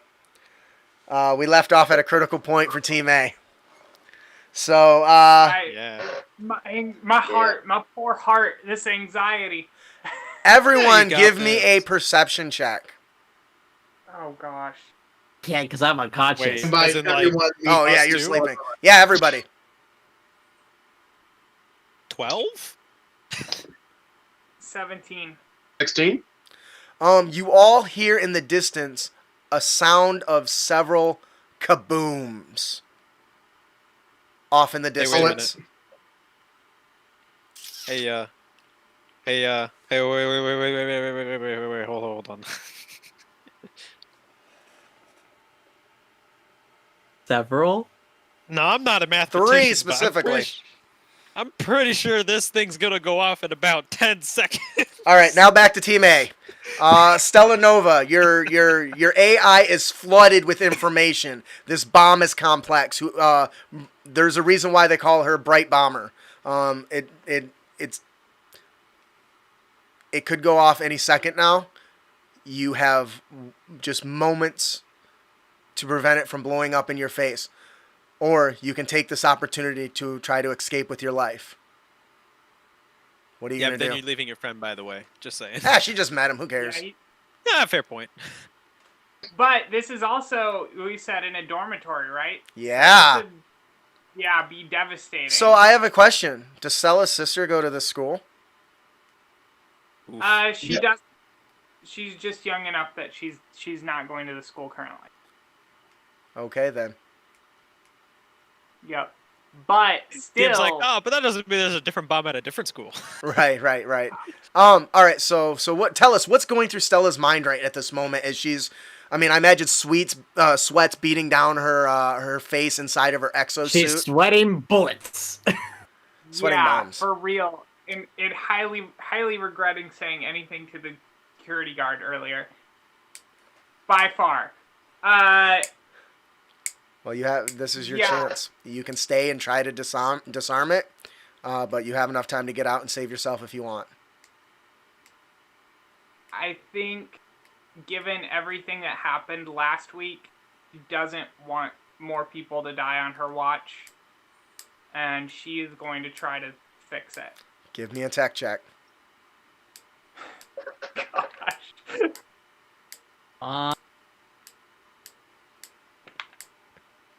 Oh, thank God! It is a 22. Nice. You may ask for 2 of the positions. It's the last 2. It's position 2 and position 3. 4 and 3. So tell me, Beep, beep, beep. what is... So, yeah. So, Eloin is inputting the code 64331. All right, so you're sweating. It's running down your face. It's fogging up your visor. You're really, if you make one mistake, it's all done. Your nanobots are guiding to between your decisions and your AI as you're trying to identify and cut off the paths to the circuit. And you get to the final one, and you're confident it has a 90% chance of success. 90. You take a deep breath. Wait. And you send a surge of energy into the capacitor, and it fries it. And with a resounding energy dissipates, and the bomb is disarmed. My gosh. All right, back to Team B. Sorry, Chimera. I didn't make a death save. No, you didn't. What? No, yeah, go ahead. Give me a death save. Oh. Wait, I need to pull that. I just roll a d20, right? Yep, same as normal rules. It's been a while. Really? Because it seems like you're unconscious a lot. Same here. I just managed to stay up longer. Ow. 9. That's a failed save. So, Chimera, during the explosion, you black out. You're thrown back to that moment just before you got your powers. Tell us about that moment in detail. He slipped from a hillside. Storm. Heavy storm. Finds himself in an unmarked pond. Blue tubes everywhere. Glowing blue substance. Holds substance left hand. Here's a resounding and then white. Just before that resounding noise in the white, off in the distance, you see a shadow of a person with lightning bouncing around his body. You see it for just a second before you black out. Please make a note of that on your character sheet. All right, so Team B. I need to die more often. What? I need to go down more often, man. I need to get punched enough. Keep surviving. All right, so who is carrying the bomb? Well, you're faster. Yeah. You have a bonus dash. Hate to say it, All buddy. right, so you guys are dashing, twisting and turning through the different halls. There's still people exiting, so you're trying to push your way through them. Hold on. Yep. What building's behind the homeless shelter? What building is behind the homeless shelter? You are there all the time. Why don't you tell me? Warehouse. What is it? The warehouse. It's a warehouse. Okay. Do you know what kind of warehouse? Nope, that's for me. Ah. All right. Yes, there is a warehouse behind the homeless shelter. I was trying helping hands. I couldn't think of its name. Excuse me. Oh, really? Right into the mic, dude? Come on now. All right. So We're in the mic.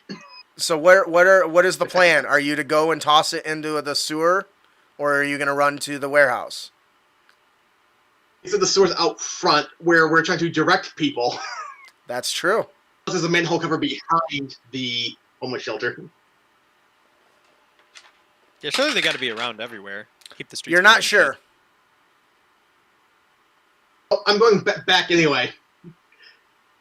Because there's people in front of the shelter, at least putting the bomb behind the building at least adds a little bit more protection. All right. So as Ravis is running, chasing down White Dragon, he instantly looks, and White Dragon's running the other direction past him. He kind of just in confusion. I assume Ravis follows. Yeah, I'm just kind of like, okay. All right. So you guys Here we go. start running. You're twisting and dodging and Here for the running through thrill. the.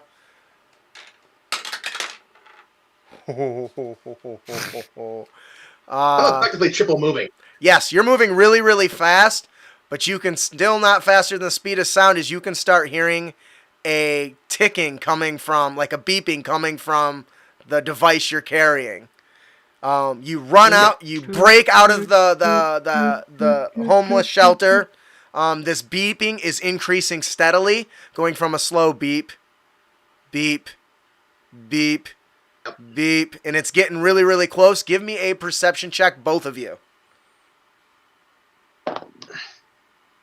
That's a 15. Okay, that's 6.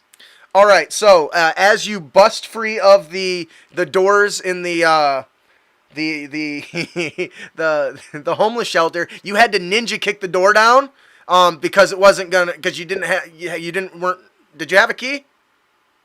But he's running faster than you though. He doesn't. Yeah, so he doesn't have a key. he White Dragon ninja kicks the damn doors down, leaving like destruction in his wake. You both end up out in the street. You see confusion, Ravis, as you see the White Dragon looking around, and you quickly spot about 100 feet down a manhole cover. But you see White Dragon turns and start going in the other direction. No, hey, but the other way. Hole's over there. About maybe 100 feet down, give or take. How he went out the front, I went out the back. The back, yeah, I know. You went out the opposite way, but in between the two buildings is still a road. So Right. you have a choice. There's a manhole cover to the far right, and then there's the building across the way. Actually, there's a couple different buildings, but specifically the warehouse is directly across from you. He has pointed out a manhole cover, so you have two options. What do you want? Because you guys make a good point. There's manhole covers probably everywhere. Yeah. So where are you gonna That's how go? you gotta get the water. I know That beeping is increasing. Now, I really hope that warehouse is insured. All right, so you dash into the warehouse, and No. I throw the bomb through the window. that's better. All right, so you chuck the bomb. It smashes through a glass window. What do you guys do? Run the other direction. Give me athletics check. Give me athletics checks, please. 12. All right, so you guys just start booking it down towards the nearest alley, and sure as shit, a loud, thunderous explosion crashes and sends a shockwave out from the building, destroying the sides of the surrounding buildings and sending debris in all directions. Do I want to do dexterity for the piercing of the debris, or do we want to do constitution for the thunderous compression wave? Let's go with the thunderous. Numbers are all Let's go with the thunderous compression wave. Give me a Shockwave? Yeah, give me a Constitution saving throw. I'm probably gonna go down no matter what. 14. 24. I rolled a nat 20, so Nice. it's still gonna hurt. It really It's gonna is. save me. You guys got away, so I half the die to 3 d6 instead of fireball damage, but because I'm benevolent like that. But I'm still gonna go down. There's no way. I still rolled a 11. So Yeah, I'm still down. I'm not dead though, so hey, that's good. right. It's 11 if you failed, and it's half as much as you succeeded. So Well, this half shot of 11 is 5. I have 4. So This I am shockwave effectively down. explodes outwards. Windows Wait, you're everywhere explode. The buildings come crashing down. You can hear screams of people in all directions. You can now hear sirens off in the distance. And I think that's where I'm going to end it tonight. No, all things considered, I'm calling this a win. Hey, I survived. Kinda. I'm down. The look on Seth's face was just priceless, like a what the fuck is wrong with you? Seriously. Yeah, I'm gonna end it right there because there's more that's going to happen after this instead of you guys dissipating like you did last time. But I don't want to get into what's gonna happen because it's gonna be a chain of events. So I think that's a really good stopping place. Let's be clear though. Elowin, you hear the explosion, and it was close. So, alrighty. So I think that'll do it for issue 2 of Vigilantes and Villains. I hope that you guys enjoyed yourselves. I know I did. It was a lot of fun. I didn't expect the droid to explode immediately. Why not? You already fought him. You should have known. Yeah, but I only did 4 damage. Yeah, well, well, actually, I'm going to address that right now. So one of the coolest things that a change that I made to the rules, in 4th edition, they had what was called minions. And minions are creatures who are strong at various levels, but only go down in a single hit. So what I did is I took that and expanded upon it. Not only do we have minions, I'm calling them cronies, but we also have henchmen. The cronies all go down in 1 hit, but can still wreck your shit. The henchmen all go down in 2 hits and can still wreck your shit. While they don't have a lot of hit points, they're very dangerous, and they have more tools in their equipment to survive, such as going invisible is a powerful one.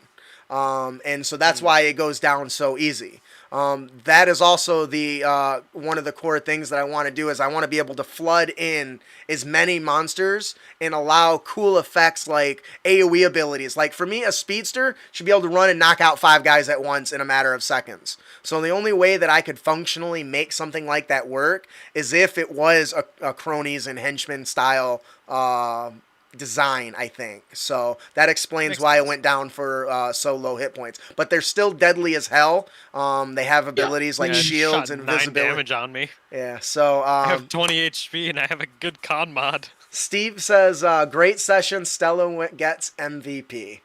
Wonderful. Steve just granted you a point of inspiration. But we're not calling it inspiration in Vigilantes and Villains. We're going to call it hero points. Because that just sounds cooler. Unless you guys got something else. So, Hero moment. Hero moment. Yeah, that might work. We'll go with that. That sounds even cooler than hero point. So you get a heroic moment. I like that. Heroic moment. Thank you. That's Thank all. you. Yeah. So, Appreciate that. so that'll be the end of issue 2. So thank you guys who joined us. I do plan to make this a Kickstarter. We are currently obviously playtesting some material. For our patrons, they do get access to this file. You can, if you're a patron, you can get access to art as I work on it. The hope is that when we're ready to launch in April with our Kickstarter, we'll have a nice set of basic rules that the backers can look at and pick up and play with and kind of know what they're going to get. So yeah, real quick, before we close out, why don't we go around the room, tell us who you are, who you're playing, and what'd you like about vigilantes and villains, either this session or the new mechanics in general. I want to bring that to the forefront since that'll be one of the big selling points beyond the superhero shtick. So, Stella, since you're the MVP, why don't you go first for us? Yeah, so yep. So I'm Seth. I play Stella Nova or Elowen Ward, the alter ego name. And again, she's the genius with the background of mechanic, and she has an exosuit. So I think one of my favorite things, Justin just implemented a new system for armor, which I think is pretty interesting and pretty cool, because that can help customize and scale up, so that the exosuit doesn't feel like it is stagnant as levels grow. So currently I've got the Tanta battlesuit armor, which gives me a armor class of 16, which is really great, and I love that. Wish I had that. But there are also options that help it grow, help that grow as well, which Justin actually kind of alluded to in this session with the dick of of another exosuit character who was ragging on me for not having a lot of money. Lesser quality gear. Exactly. But I think that's really cool. I think that's a really nice touch of customizability. Thank you. All right. How about Chimera? My name is Matthew, and I've played Chimera, the shapeshifter of this little issue. This was fun. Second campaign in a row where I fall unconscious again. But you're not dead. I'm unconscious too. It could have been worse. She could have failed, and it could have went kaboom, and you'd be dead. That's We true. did fail, and it did go kaboom. So hey.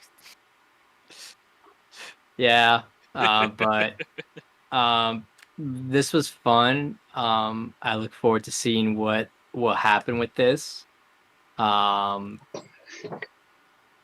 Just looking forward to the next one. I just can't believe that we have to wait another 2 weeks.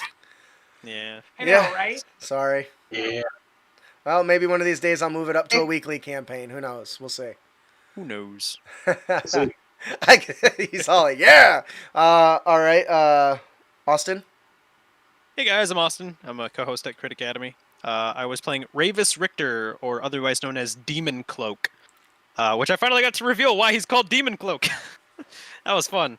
Very cool. I was like, I want to cool use the flavor. overheat ability, but I don't want him to just be like human torch or anything like that. So I was just like, what's a way I can go about that? And I'm going to kind of tie it to why he's considered an experiment, which thankfully I went down. So maybe you guys will learn that part too. But my favorite part is definitely the customizability of this specific setting. Hi, Chippy. Where even though, because we kind of, me and Ian both kind of chose Crime Fighter, which was unintentional. Neither of us planned this, but we are both very different. I'm more of like magic powered and kind of have weird resilience feats, and he has more ninja like stuff where he has extra dashes and stuff. But by the way, that's the only reason that it didn't blow up in his hands. Yeah. What was the only reason it didn't blow up in his hands? Because he was triple moving. Triple moving? Yeah. That was the only reason why I did not. Yeah. Go figure, the two dumb guys actually didn't die from the bomb. Well, currently. Not yet. But yeah, I really like how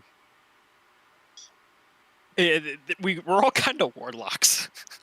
Kinda. With the enhancement feats, they feel a lot like invocations. Invocations, thank you. And it feels really warlock. cool. I like it. Because it really does just add the whole, like, build your own character. Except this is a lot easier. Like, the classes are there, but, like, they're different. I like it. Well, I'm glad. Thank you. Yeah. Uh, Also, I didn't die from a bomb yet. Pretty good. dude, you were pretty damn close though. I was this close. Ian. Oh, it's funny. Once again, Ian playing White Dragon. Crime fighter has to be very firmly established. And I definitely had quite a bit of fun tonight because I definitely think my abilities that I chose came into effect on multiple occasions. So I'd call that a win. Wonderful. What do you think about the mechanics and stuff? So far, so good. I always think they can use a little tweaking, but I think that's true for any system in existence, so that's to be expected. And that's definitely Do you remember something playtesting? Yeah, that's exactly why we're playtesting, and I'm constantly asking for feedback. So, but yes, thank you guys so much for playtesting this with me. Hopefully you guys will join us in 2 weeks when we have issue number 3. Let's see. We get to see the results of... Let's see what I wrote down here. Blowing up an entire control area for the school. Blowing up buildings.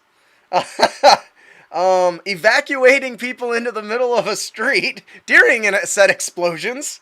I'm really excited to see where this goes. They were just told to leave the building. Yeah. So, all right, that'll do it. I think we'll go ahead and close out. I am your overseer, Justin. If you don't know, I run the Dungeons & Dragons Crit Academy D&D discussion podcast. Please come and join us. We're live every Sunday at 7 p.m. Eastern. This week, we're talking about the new Gothic lineages, so come and check it out. If you're interested in vigilantes and villains and you want to maybe subscribe so that you can be notified when our Kickstarter goes live, or... make sure to head on over to critacademy.com/vigilantes and villains and check us out there. Question. Answer. Did I hear correctly you say Gothic lineage? Yes. Yeah. That's the Unearthed Arcana that we're covering. Why? Just wondering. That's exactly what I said. Yes. All right. So that'll do it. Let's go ahead and all wave to the camera and say goodbye to everyone. See you guys all later. Keep your blades sharp and spells prepared, heroes.